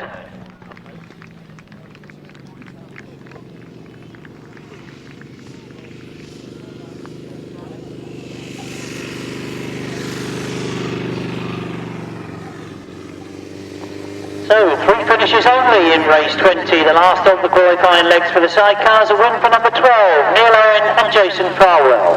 In second place, number 15, Matt from Roller and Andy Wilson. Third place, number 68, Dan Berwick and Mark Hopkins. No other finishes there. The winning time was 1:18.56, 1:18.56. Now, quickly looking over the page, as we've got the 350s coming out for their last ride. We will see the sidecars for a final in race 28, so the points will now be worked out of what they've scored all through their 3-point scoring rides. In races 22 to 24, the last of the qualifiers for the European, we've then got the C final, B final and A final of the European, and the last race of the day will be the 1000cc sidecars. So as soon as we know who's qualified for that sidecar final, the 350 was being done over 3-point scoring rides. And at the moment it's all about catching the flying Paul Hurry, as he's had 2 rides and 2 wins. Can he make it 3 out of 3? We'll watch to see what gate he takes, because those holes must be getting bigger and bigger as the afternoon's gone on that start line.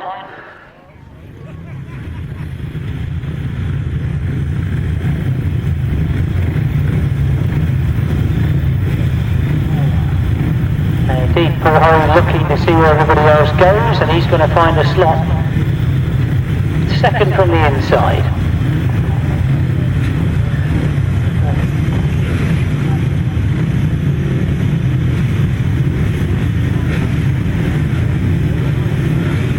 Thank you.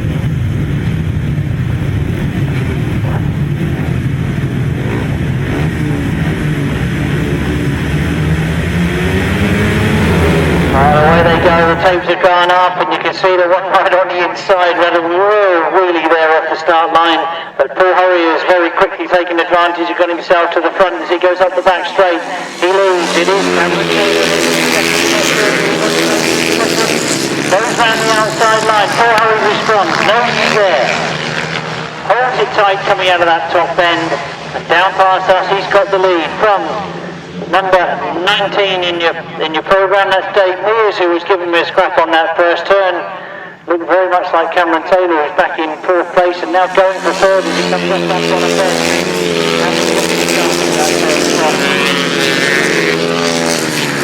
Well, I mentioned that this support race has been run over 3-point scoring rides, and you can't get much better than 3 maximum point rides.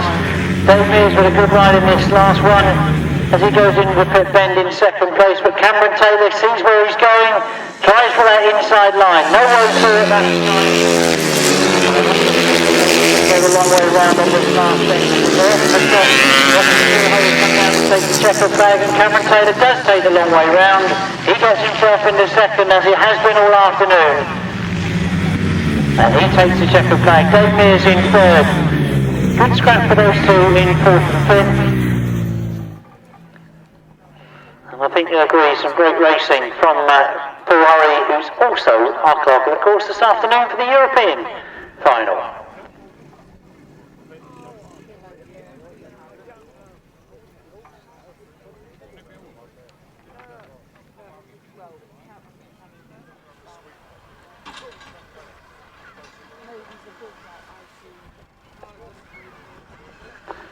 So the last of the 350s, and I think even I can work out that Paul Hurry has probably taken that title this afternoon. Another win for him, third time out, third win, number 86 goes in first place. In second place to him, as he has been all afternoon, number 101, Cameron Taylor. In third place, number 19, Dave Mears. Fourth place, right on the line, 04, Ricky Sanford. And fifth place, number 26, Luke Harris. Sixth place, number 76. And seventh place, number 111. The winning time, 1:13.62.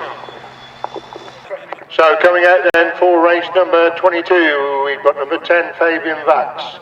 We've got number 11, William Croyt. We've got number 18, Chris Harris, who is currently in third place at the moment. Number 13, Jake Mulford. Number 3, Dave Myrick. And number 9, Charlie Powell. Myrick, Powell, all very, very much in contention. And if Mulford could pull off a winning ride, that would really moving up. Cripe is on 2, Harris on 3, Mulford on 4, Myrick 5, Charlie Powell on the outside on gate number 6. That's the 6 riders then for the start of the fourth and final leg of the heats of the European. Just waiting for Harris to settle and Charlie Powell to settle, and for Fabian Batts to move through, on the inside gate. Harris again not happy with his gating position, comes back into line.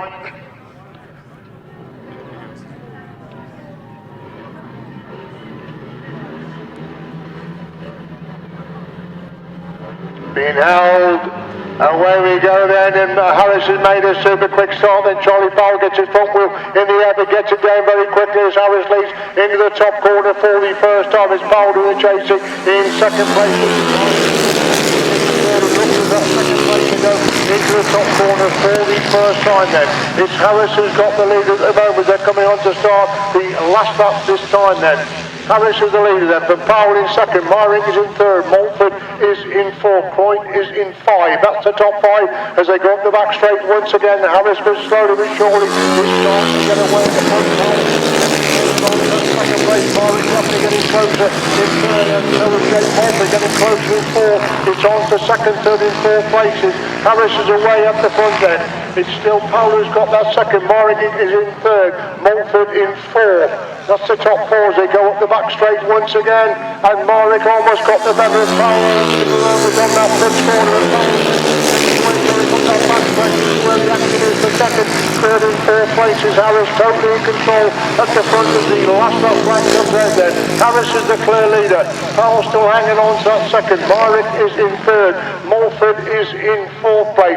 They start to spread a little bit now for second, third and fourth places as the leader. That is Chris Harris up the back straight then. On time, he's going to pick up another winning ride in race number 22. So Chris Harris wins race number 22. Good ride there for Charlie Powell to pick up second. Myrick is in third. Mulford is in fourth. Croyt in 5. And that's in 6th place.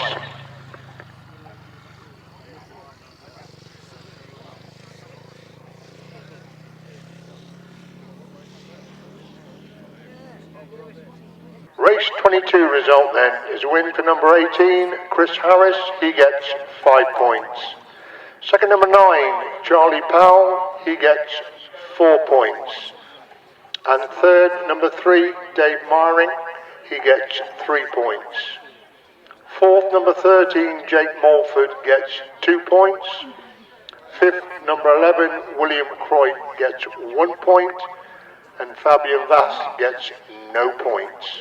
1 minute 30.03, 1 minute 30.03, 18, 9, 3, 13, 11 and number 10.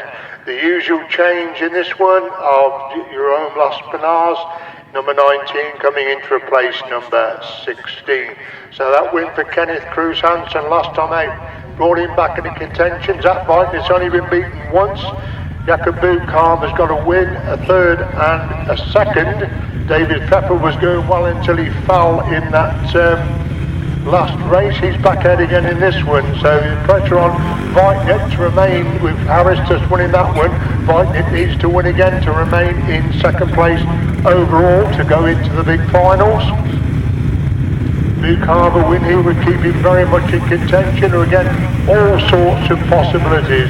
Cruz Hansen on the inside, Las Pinas is next to him, Pepper next to him, Ted next to him, Wajknecht, and then Bucham right on the outside for race number 23, the penultimate of the European Championship.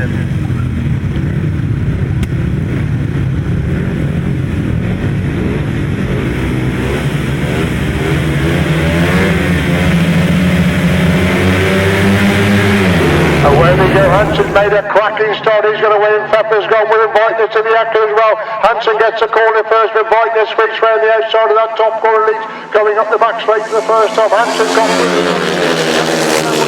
tremendous place, he lost on second place, he drops back to third, as Wajknecht still in the march in the front as they come off that top corner for the first time then. It's Wajknecht who leads then with Bucham gone through in the second, Hansen is in third, Pepper is in fourth. Las Pinas is in 5, that Teb in 6, that's a 6 of them as they go up the back straight once again.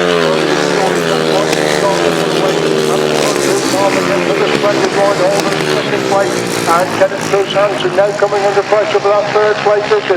They complete 2, Wajknecht looks behind him, big lead over Bucham who's got the second. Hansen is in third, Pepper is in 4, Las Pinas in 5, Teb in 6. Again the scraps on for Cruz Hansen made after again. The leader is still looking to win this heat. Just dropped 1 point in the qualifying heat. He's clear now onto his last lap then, but Bucham still holding that second place position. It's still Hansen who's got the third, Pepper in 4, Las Pinas 5, Teb 6. Again, Pepper goes on for that third and third on the fifth corner, but Cruz Hansen gets pulled away from that back straight. There's going to be another important winning ride coming up then for Zach Wajknecht. He makes it 14 out of 15, Wajknecht wins it. Bucham has another good ride in second, Hansen picks up the third, Pepper is in 4, Las Pinas in 5, Teb in 6th place.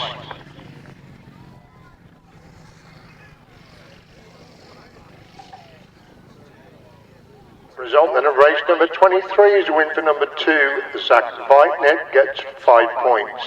Second number 15, Jakob Bucham gets 4 points. And third number 6, Kenneth Cruz Hansen, he gets 3 points. Fourth number 8, David Pfeffer gets 2 points. Fifth number 19, Jerome Las Pinas gets 1 point. And 6 is Jörg Teb, no points. 1 minute 29.72, 1 minute 29.72, 2, 15, 6, 8, 19, number 1.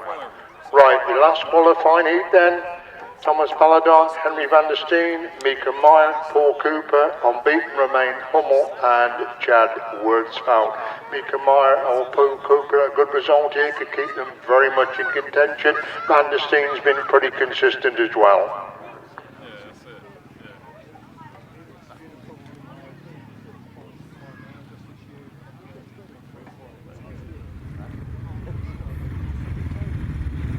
So Paladon goes into gate 1, Van der Steen into 2, Mika Meyer is in 3, Paul Cooper in 4, Emmanuel Hummel in 5, Chad Wirtzfeld is in gate number 6 for the last qualifying heat, race number 24.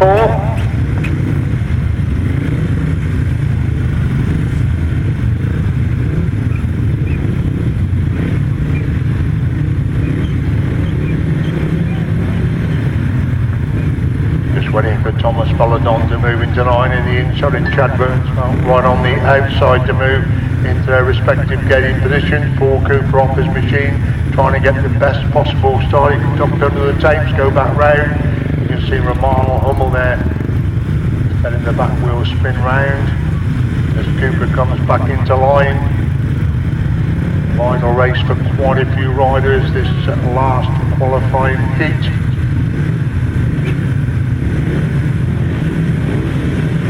They come into line, Cooper's the last to settle then.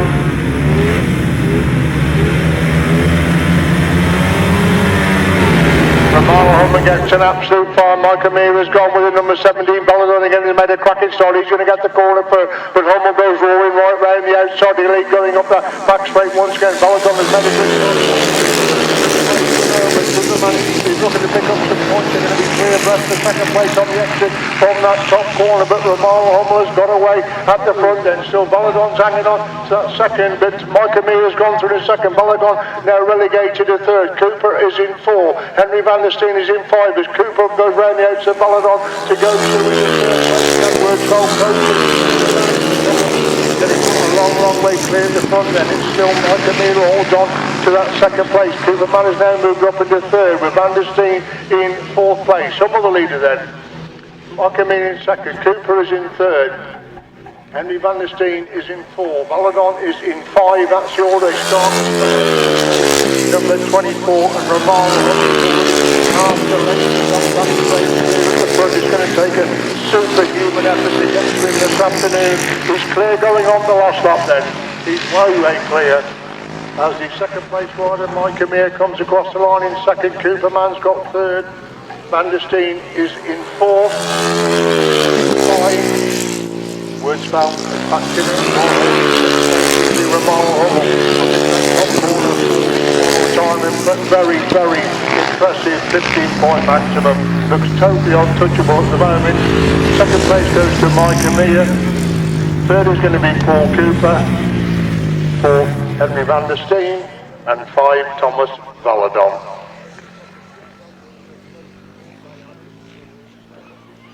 The result of that heat then is a win for number 12, Romano Hummel. He gets 5 points. Second, number 4, Mike Amira. He gets 4 points. And third, number 5, Paul Cooper. He gets 3 points. Fourth, number 7, Henry van der Steen gets 2 points. And fifth, number 17, Thomas Valadon. He gets 1 point. 1 minute 27.84. 1 minute 27.84. 12, 4, 5, 7, and 17. Thomas Cruz Hansen in yellow.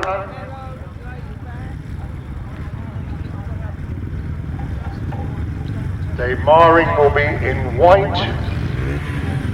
David Pepper is on the inside. Charlie Powell on the outside, Paul Cooper in next to him, then Cruz Hansen, then Maring, then Mia and Pepper on the inside. This is for the B final, top 2 go through to the A final.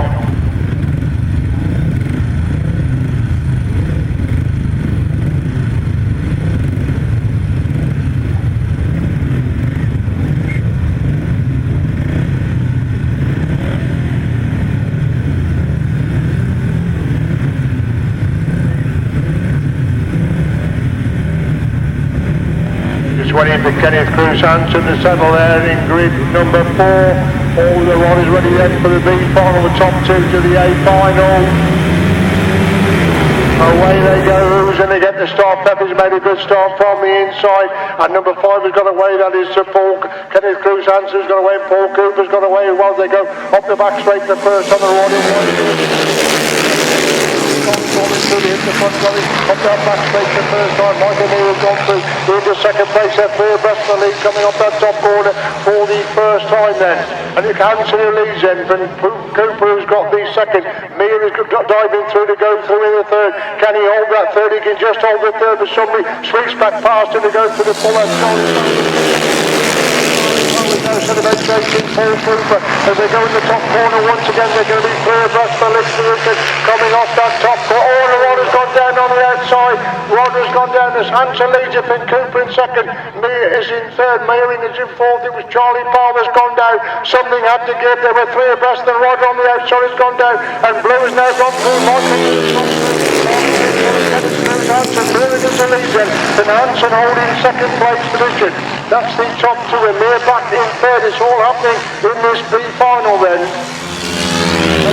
The leader then, so Hanson holding second, Mia is in third, Marvin is in fourth. Equal distance between those four as they go up the back straight then for the follower time. So top corner for the follower time. It's Mary doing the chasing in second place. Christian Cooper's gone really wide, but plenty in hand. Cooper wins the big final. Hanson gets a second, Mia is in third, Mary in fourth. And I think that's a remounted Charlie Powell that's going to come round possibly in fifth place. Something really did have to give because there were three abreast coming up that top corner. Charlie Powell on the outside was the one that came down. The result then of that B final was a win for number 5, Paul Cooper. Second, number 6, Kenneth Cruz Hanson. And third, number 4, Mike and Mia. Fifth, number 3, David Meering. Fourth, number 3, David Meering. And fifth, number 9, Charlie Powell. 1 minute 31.75. 1 minute 31.75. Change to that result then. So it's 5, 6, 4, 3. Charlie Powell was excluded for going outside the markers, so Charlie Powell is only 4 finishers. So 5, 6, 4 and 3. 1 minute 31.75. 1 minute 31.75 the winning time. Cliff Carter, could you go to Bob Video's dad, please?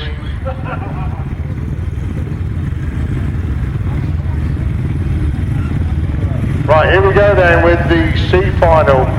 William Croyd is in red, Henry van der Steen is in blue, Jake Mulford in white, Thomas Baladon in yellow, Jerome Jaspernaars in green, no rider in black and white.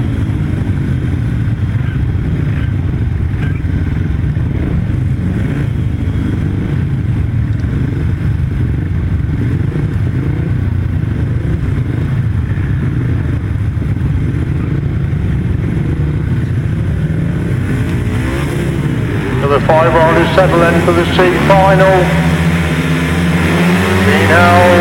When they go, Mulford's made a good start, and number 7 has gone with him. That's Henry van der Steen, who leads going in that corner. Mulford goes for drive round the outside, the rider in red trying to get through. That's William Croyd trying to get through on the inside as they go up the back straight. Mulford's got his way through in second place. Can he get to van der Steen? These two locked together for first and second. Van der Steen on the inside. Mulford coming right round the outside. Van der Steen's gone wide. A chance for Mulford to get back through on the inside as Mulford leads him. But Van der Steen is in second place. Croyd is in third. That's the top 3 going up the back straight once again. This would be a tremendous performance by top corner once again, and he's really gone away from the rest of the pack. It's Jake Mulford leads it and put in lap number 2. Grasstrack going on for second and third places. Croyd has got the second, with Van der Steen is in third. Jaspernaars is in fourth. Change of position again as Red sweeps back round the outside. Second place relegated. The farther the race goes, the farther he's heading away in the front, and the last that flash is ready then for Jake Mulford. Well clear in this C final. He's clear then from Croyd, who's got that second. Van der Steen is in third. Jaspernaars is in fourth. That's the 4 of them. They really are in this C final, going in the top corner for the final time. Very, very important debut meeting in this European final for Jake Mulford. He crowns it by winning the C final. Jake Mulford wins it. Second place is William Croyd. Third is going to be Henry van der Steen. And fourth, Jerome Jaspernaars. C final result then, a win for number 13, Jake Mulford. Second, number 11, William Croyt. And third, number 7, Henry van der Steen. Fourth, number 19. 1 minute 29.82. 1 minute 29.82. 13, 11, 7, 19. The complete lineup now for the A final is as follows. In red, number 5, Paul Cooper. In blue, number 2, Zach Wajknecht. In white, number 15, Jakob Buchhav. In yellow, number 12, Romano Hummel. In green, number 18, Chris Harris. And in black and white, number 6, Kenneth Cruz Hansen. Don't forget, there is the big sidecar final to come after this A final. You've got 3 British riders.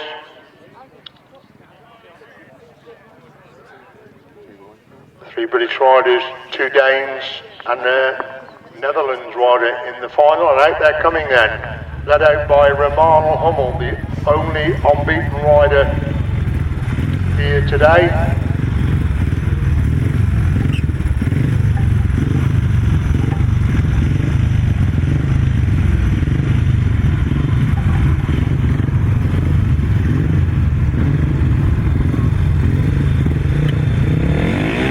A very pale yellow there for Romano Hummel, white for Romano Hummel there, number 12. Going in next to him is Chris Harris. Kenneth Cruz Hansen comes for the outside. Zach Wajknecht is one from the inside. Jakob Buchhav in white. That is a very, very pale yellow one there for Romano Hummel. And going to the inside is Paul Cooper. So Cooper on the inside, Wajknecht next to him. Then Buchhav, then Hummel, then Harris, then Kenneth Cruz Hansen. That's the 6 riders for the 2022 European Solo Final. Romano Hummel waiting for all the other riders to settle. He's quite happy warming his back tyre there, sat back from the starting tapes. Chris Harris breaks ranks, goes back, he'll come back into line. Zach Wajknecht clearing his bike. Hummel still doing the same as is Kenneth Cruz Hansen. Nobody wants to come in first for this big A final. Now Hummel comes in to settle. We're waiting for Paul Cooper, right on the inside, Hansen on the outside. They now seem ready for this big A final. Starters move away. Away we go, and Hummel's going to raise that bike. He's going to get the corner first. Wajknecht gets the corner first. The rider in green has gone solid around the outside. Chris Harris is making a move around the outside. Hummel is back in third place. He's now up to second. Backstraight, Hummel is now gone through the second. Look at the speed of Hummel. He's coming round inside now, Harris there. Harris just had no answer to the speed of Hummel. What a fantastic first lap as Hummel leads in. Van Harris holding second. Wajknecht is in third. Cooper is in fourth. Buchhav is in 5. We've already lost with Kenneth Cruz Hansen. We've already lost as they go up the backstraight once again.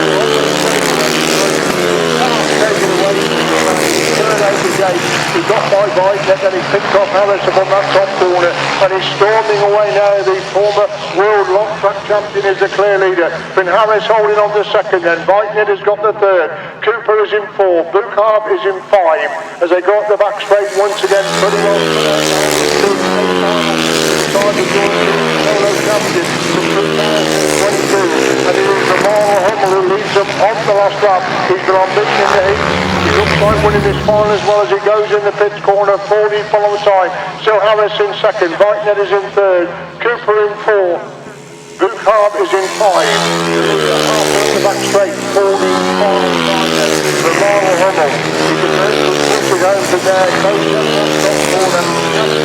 Fantastic on-beat display there by Romano Hummel. He wins it. It's Chris Harris who gets the second. Zach Wajknecht is in third. Paul Cooper in 4th. Jakob Buchhav in 5th place. So credit where credit is due. He was outgated for the first time this afternoon. He was third away. He got by Wajknecht on that pits corner. He then went after Harris, and with tremendous speed, he cleanly went through on the inside of Harris. no sign of him touching him at all, controlled beautifully at superb speed there. So please show your appreciation as they come round on the lap of honour. Great to see the Brits back in the places again, so another good performance there. So that's good to see. But Romano Hummel really has been the man to catch all the afternoon. And in that finally show, when he misses the gate, he can win as well. So please show your appreciation. Absolutely superb there. As Paul Cooper comes round and Zach Wajknecht, Chris Harris, but Romano Hummel, class of his own this afternoon in this 2022 European Solo Final. Jakob Buchhaaf comes round as well on his lap of honour. And the final rider to come round,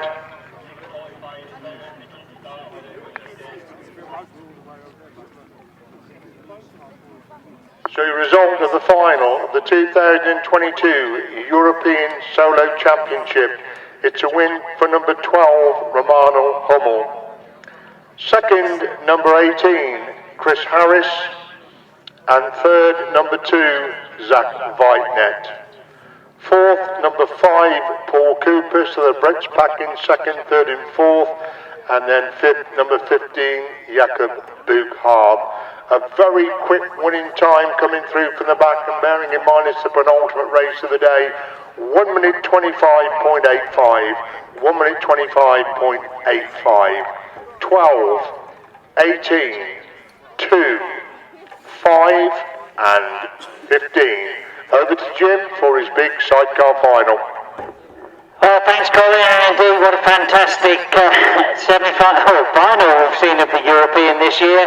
Great to see that it's back in the UK, and fantastic to see that we got 2 Brits up there on that rostrum for the presentations later on. Can't take it away, as you say, from Romano. He was here determined this afternoon, and all through the heats unbeaten, and he then took the final. It did look as if it was going to be a real battle, but by the end of the first lap, he'd made it his. A fantastic final. I hope that all the FIM officials that are here this afternoon are pleased with what they've seen this afternoon.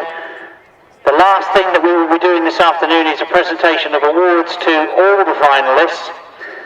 And although we know the result of the 350 was a win for Paul Hurry, second place for Cameron Taylor and third place for Luke Harris, those 3 that we will be presenting awards to up on the rostrum.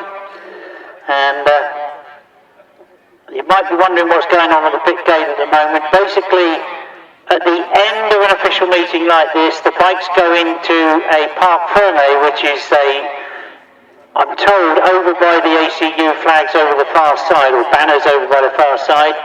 Those bikes are then checked by the technical experts, and the riders themselves make their way back to the pits.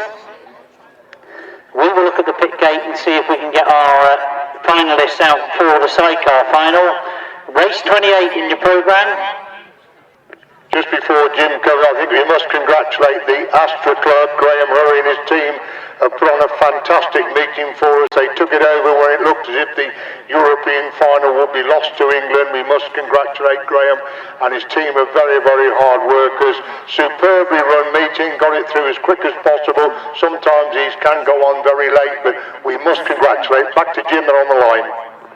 Thanks, Colin. I totally endorse everything you've just said. It's fantastic to see that the final was programmed to be in the UK. It's been held in the UK. I did smile this morning when they were talking about the problems of getting across the channel with all the rules and regulations, but they're all here, and I think you'll agree there's been some fantastic racing. We've still got the sidecar final, of course, and I certainly wouldn't want to try and predict it. And when we were talking earlier about where they were going to go on that start gate, whether there's any difference about the longer distance on the green grass, Mark Cosser has taken the outside gate, which is interesting. Or should I say that's the one he was left with. As they get underway, and from the inside you can see they made a good start, but Mark Cosser has made a brilliant start from the outside.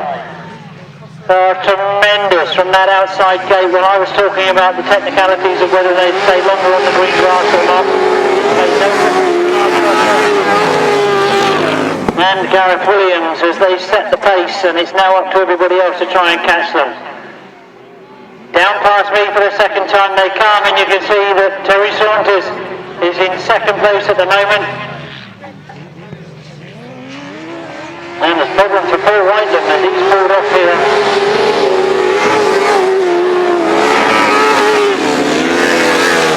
Keep our eyes on Mark Crosser because he's leading. There's a good scrap going on for that third place, but at the moment it's Mark Crosser and Williams that have set the pace.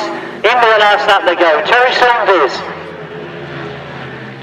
and Liam Brown still are in second, but look at the scrap going on for third. Tom Crosser determined to get past Neil Owen and Neil Owen back. Tom Crosser's got the inside line.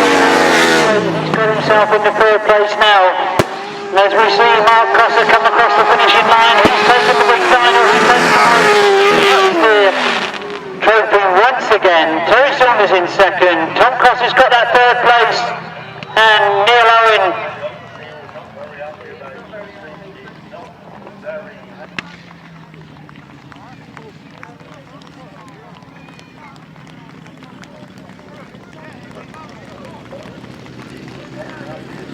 We can see that attention has been given to Jason. Neil Owen has pulled off into the centre green now.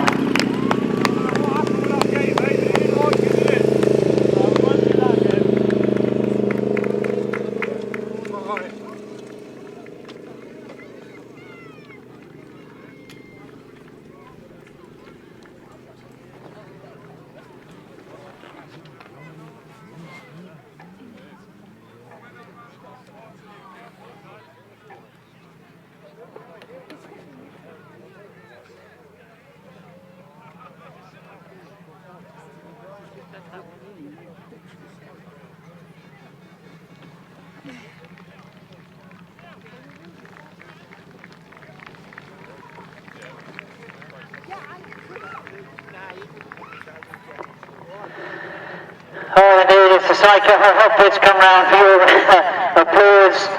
What a fantastic ride once again from Terry Saunders and Liam Brown, Tom Crosser and Wayne Rickards.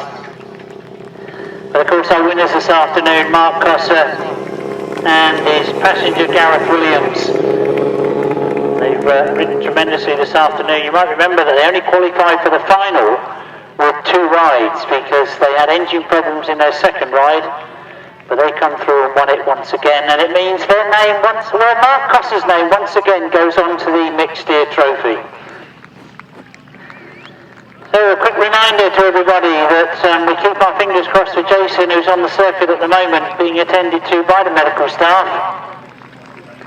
But as they start to pack up the track, we will be getting the presentation as soon as all the results have been ratified, as we say. The official result of the sidecar final, a win for number 37, Mark Crosser and Gareth Williams.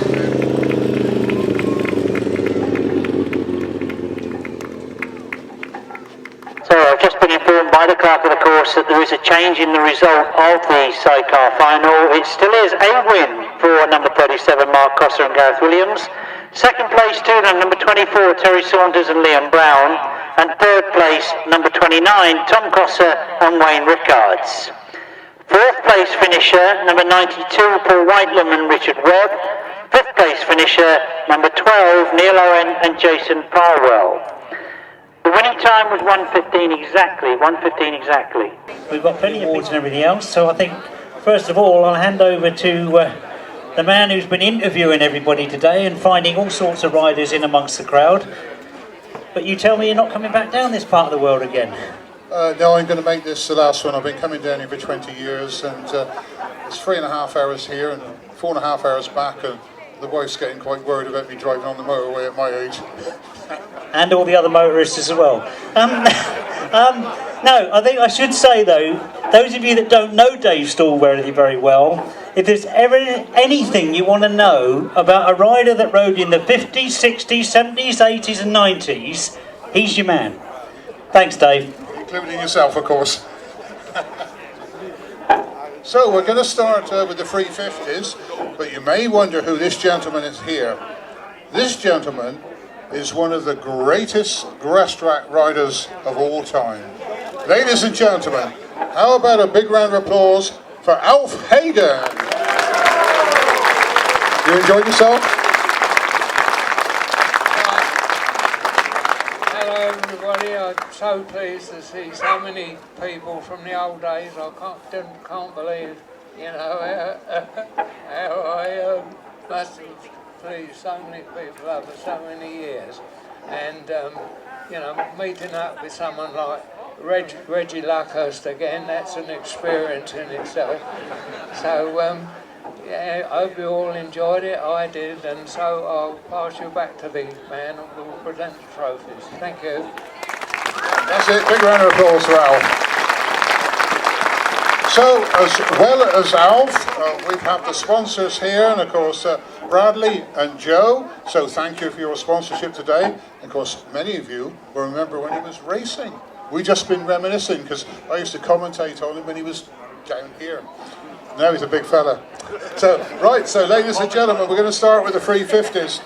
So, in third place, it was Luke Harris.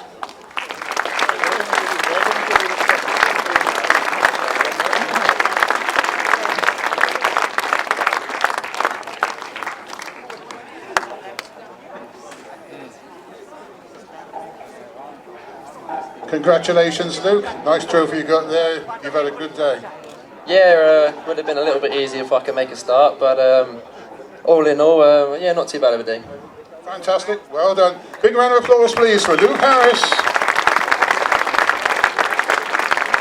So, ladies and gentlemen, the runner-up in second place, Cameron Taylor.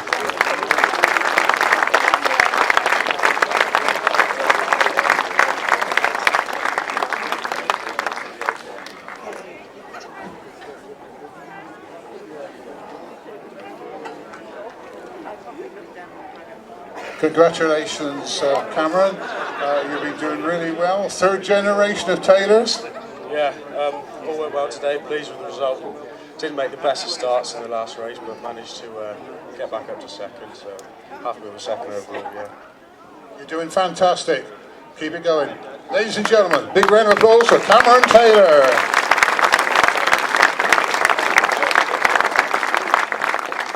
Wow. These are two younger riders. But how about the winner, ladies and gentlemen? A real veteran, Paul Hurry.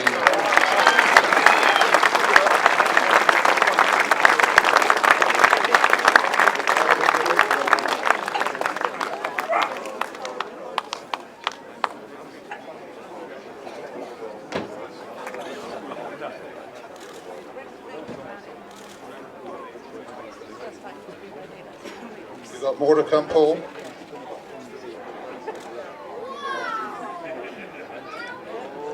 Well, congratulations, Paul. These youngsters are snapping at your heels, but you're still doing the business. Well done. Yeah, no, it's good. It's just a bit of fun, and if I can still beat these, enjoy it. But obviously, in a few years' time, I won't be able to. Keep going, Paul. We want to see you racing for a few more years yet. Yeah, it's coming, but yeah, while I'm still enjoying it, I'll keep going. Fantastic. Ladies and gentlemen, big round of applause for Paul Hurry.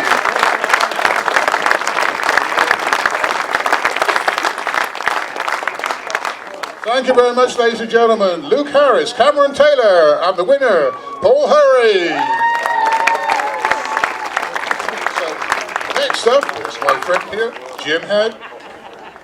Thanks, Dave. And of course, we move over to the other support class, which was 1000cc sidecars, something that really is synonymous with grass track in the UK. And I think you'll agree that we've seen some fantastic racing yet again on this afternoon.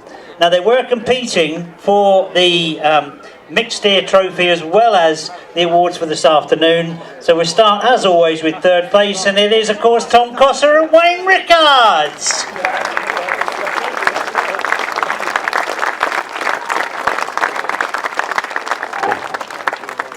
Oh, yeah? Don't tell me they're still up in the pits. Has anybody seen Tom Cosser and Wayne Rickards? No, obviously not. Right. Well, I'm not going to hang around because we've got loads more awards to be given out. So we move on to second. And going as quick as ever, Terry Saunders and Liam Brown.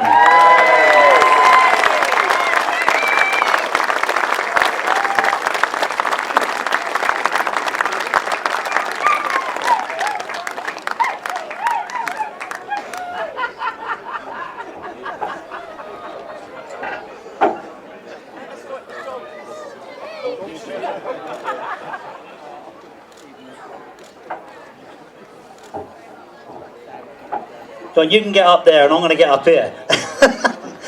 Yeah, I'm used to being up here, you see. That looked quick out there this afternoon. Yeah, it felt quick. Yeah, track conditions are really nice. Yeah, I've never rode this track as a rider yet, but yeah, first time I thoroughly enjoyed that. So, yeah. But you've been here many times before as passenger for Rob. Yeah, I've definitely been a passenger many times here, and yeah, so but no, fair play to the club, and yeah, just rode really well. Thank you for leaving for this year, and yeah, what I've got to work, I see. Just want to say thank you to Rob Wilson. Obviously, if everyone knows, yeah, he sponsored me on the bike this year. Everything maintaining, so yeah, thank you. Brilliant. Thanks, Terry. Liam, I'll leave the last word with you. A good day's racing. Yeah, it's been, like Terry said, the track's been fantastic today. Like, I think it's best it's rode in the last few years that we've rode on this side of the track. But yeah, and same again, big thanks to Rob for helping us out all year and being there, backing us the whole way. Brilliant. Thanks again, guys. That's our second place finishers. That's Terry Saunders and Liam Brown. But I can see we've now got our third place finishers. One of them. Yes, no? Yeah, come on, you can get both trophies. Why not?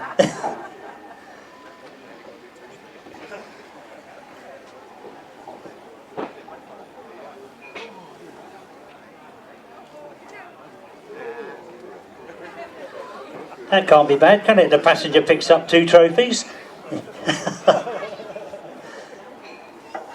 And I do hope, although I can't see him, he is on his way, you reckon? Running? Well, don't expect me to signal something while we're waiting for him. Right. Well, we hope that he's going to be here. Yes? Yes? Yeah, I can see him now. Oh, look, and here comes the other half of this duo. Hey! Well done, Tom. Believe it or not, one of these is for you. No, Tom, I mean, after all that running, I won't get you to say too much, but a great day's racing. Yeah, awesome. Just typical look for us. We always struggle with the gate, but we had an awesome track speed, so just glad we clawed it back and got third. Well done indeed. Our third place finishes there. That's Tom Coster and Wayne Rickards. We've already spoken to our second place finishers, Terry Saunders and Liam Brown. It means we've only got one spot to fill, and we hope that he's here. It is, of course, taking away the mixed steer trophy as well, Mark Coster and Gareth Williams.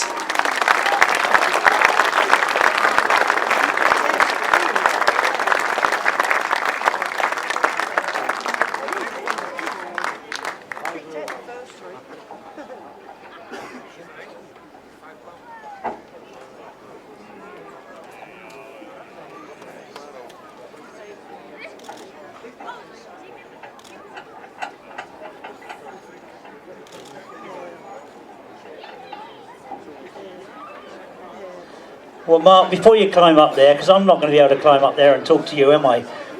I mean, I think the first question is going to be that everybody's thinking, what happened in that second ride?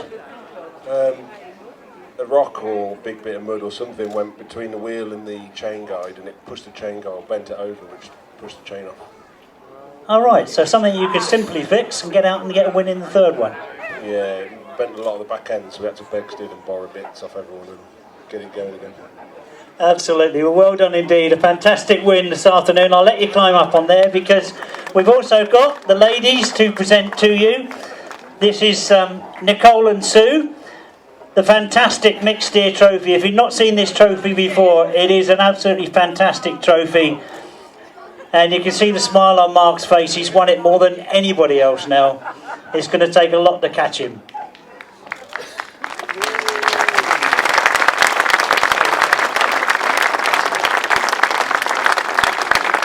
Thank you guys, that's our support classes completed. It means what it was all about today, the European final in the UK, and I'll hand you over to Colin for the individual grass track final. Thank you very much indeed, Jim. I'd just like to say it's been an honour to come down here and do this today. I'm very much the new boy down here because Jim and Dave have been down here for many, many years. I'm very, very grateful for Graham Hurry to ask me down to do this prestigious meeting. So thank you very, very much indeed. We are going to start the presentations in reverse order, obviously. And to present the trophies, we call upon the jury president, Mr. Dickie Staff, and our great sponsors, Bradley and Joe Kite, will be doing the presentations for us. So finishing in third place, he is a former champion. He's ridden absolutely brilliantly this afternoon, Zach Wajknecht.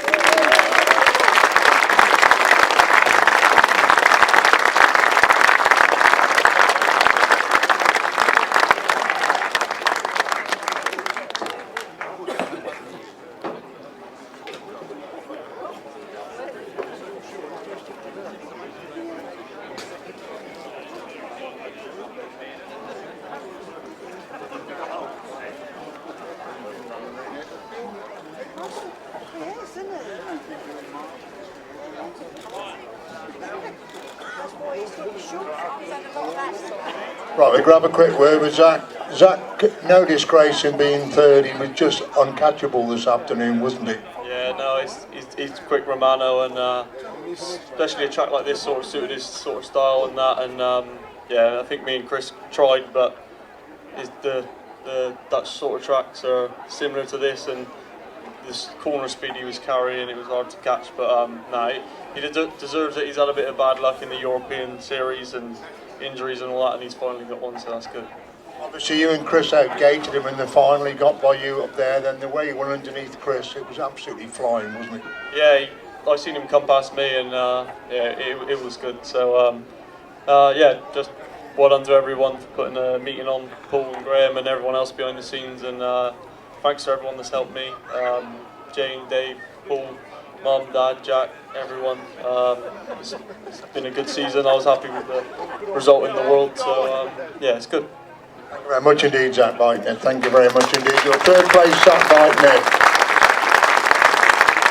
Finishing in second place, what a tremendous season he's had, particularly over the last few weeks. Tremendous performance in the long track and a superb performance today. He, as I said, he got out the gate along with Zach, but they just couldn't hold the winner back. But a superb performance. Second place in the European Solo Final for 2022, Chris Harris.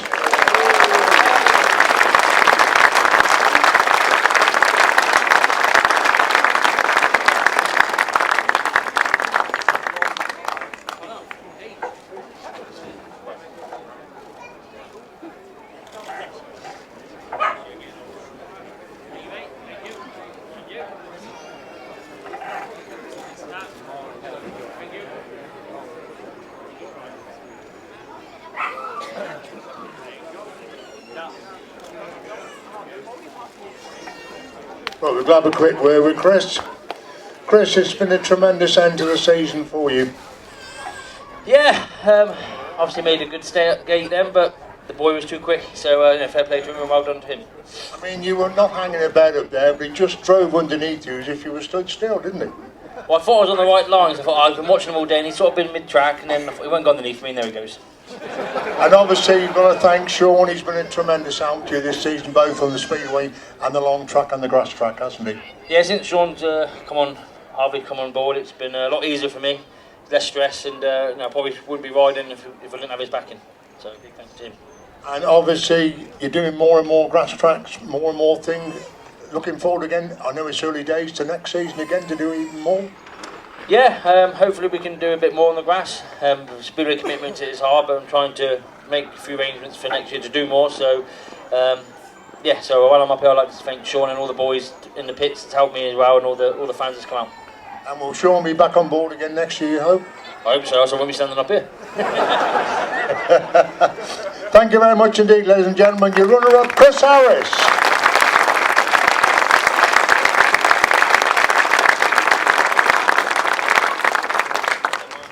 We now move on then to the winner of this European Solo Final. He He is a former world long track champion. He has won this title in the past. I think you'll agree with me, his performance today was absolutely outstanding. He was outgated in the final by two really quick guys. They still couldn't hold him back. It has been a fantastic performance. Your 2022 European Solo Champion from the Netherlands, Romano Hummel.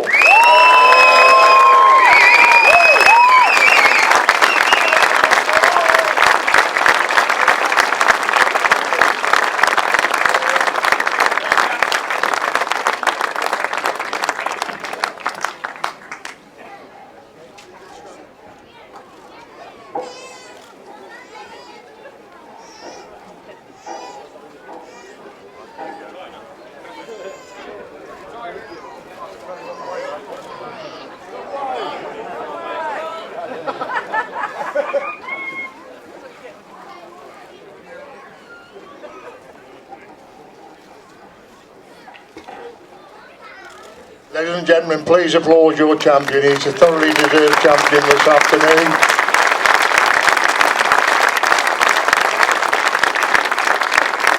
Romano, a superb, unbeaten performance today.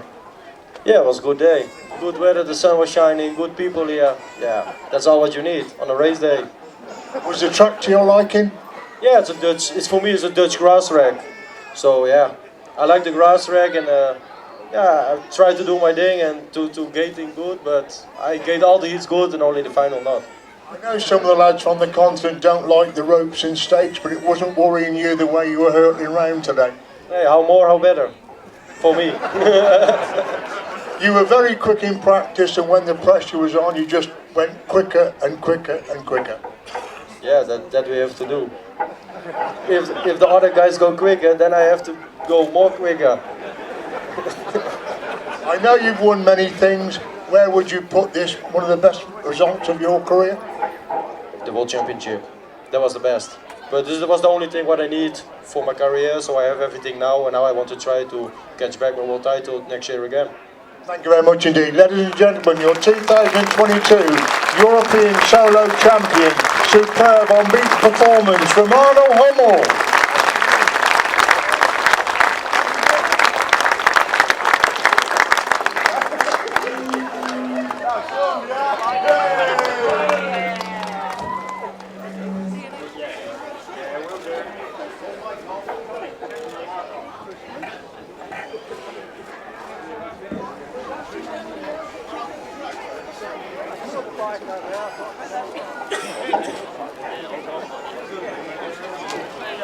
Take care. 8 weeks away.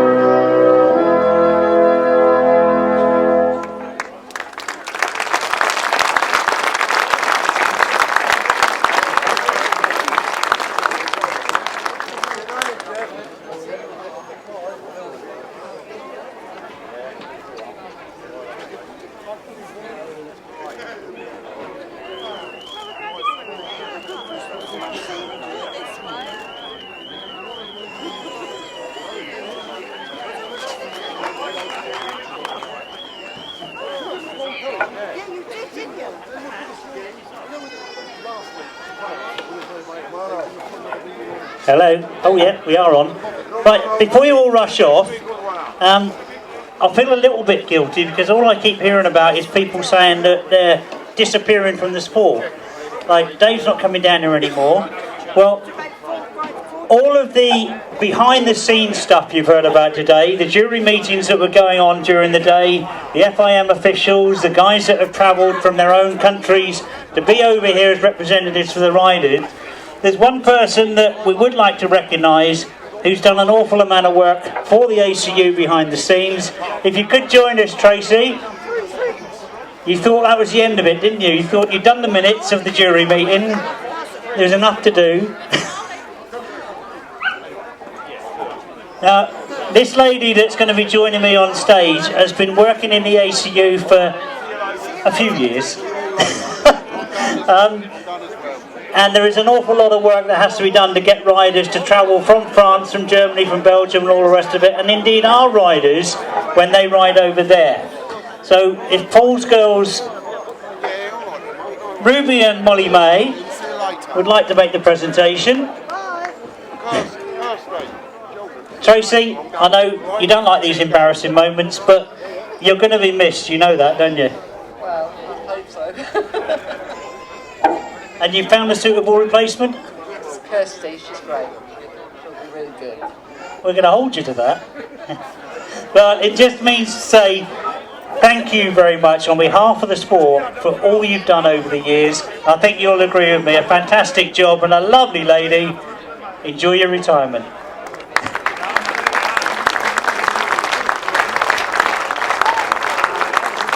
Yes, you can, yeah. And you managed for me to say that I hope you've enjoyed the racing this afternoon. It's gone through without a hitch, a fantastic event, and I think you'll agree some very worthy winners. Have a safe journey home. I hope we're going to see you at an event fairly soon, if not a big event next year. All the very best. Safe journey home to all of you. Thanks, El.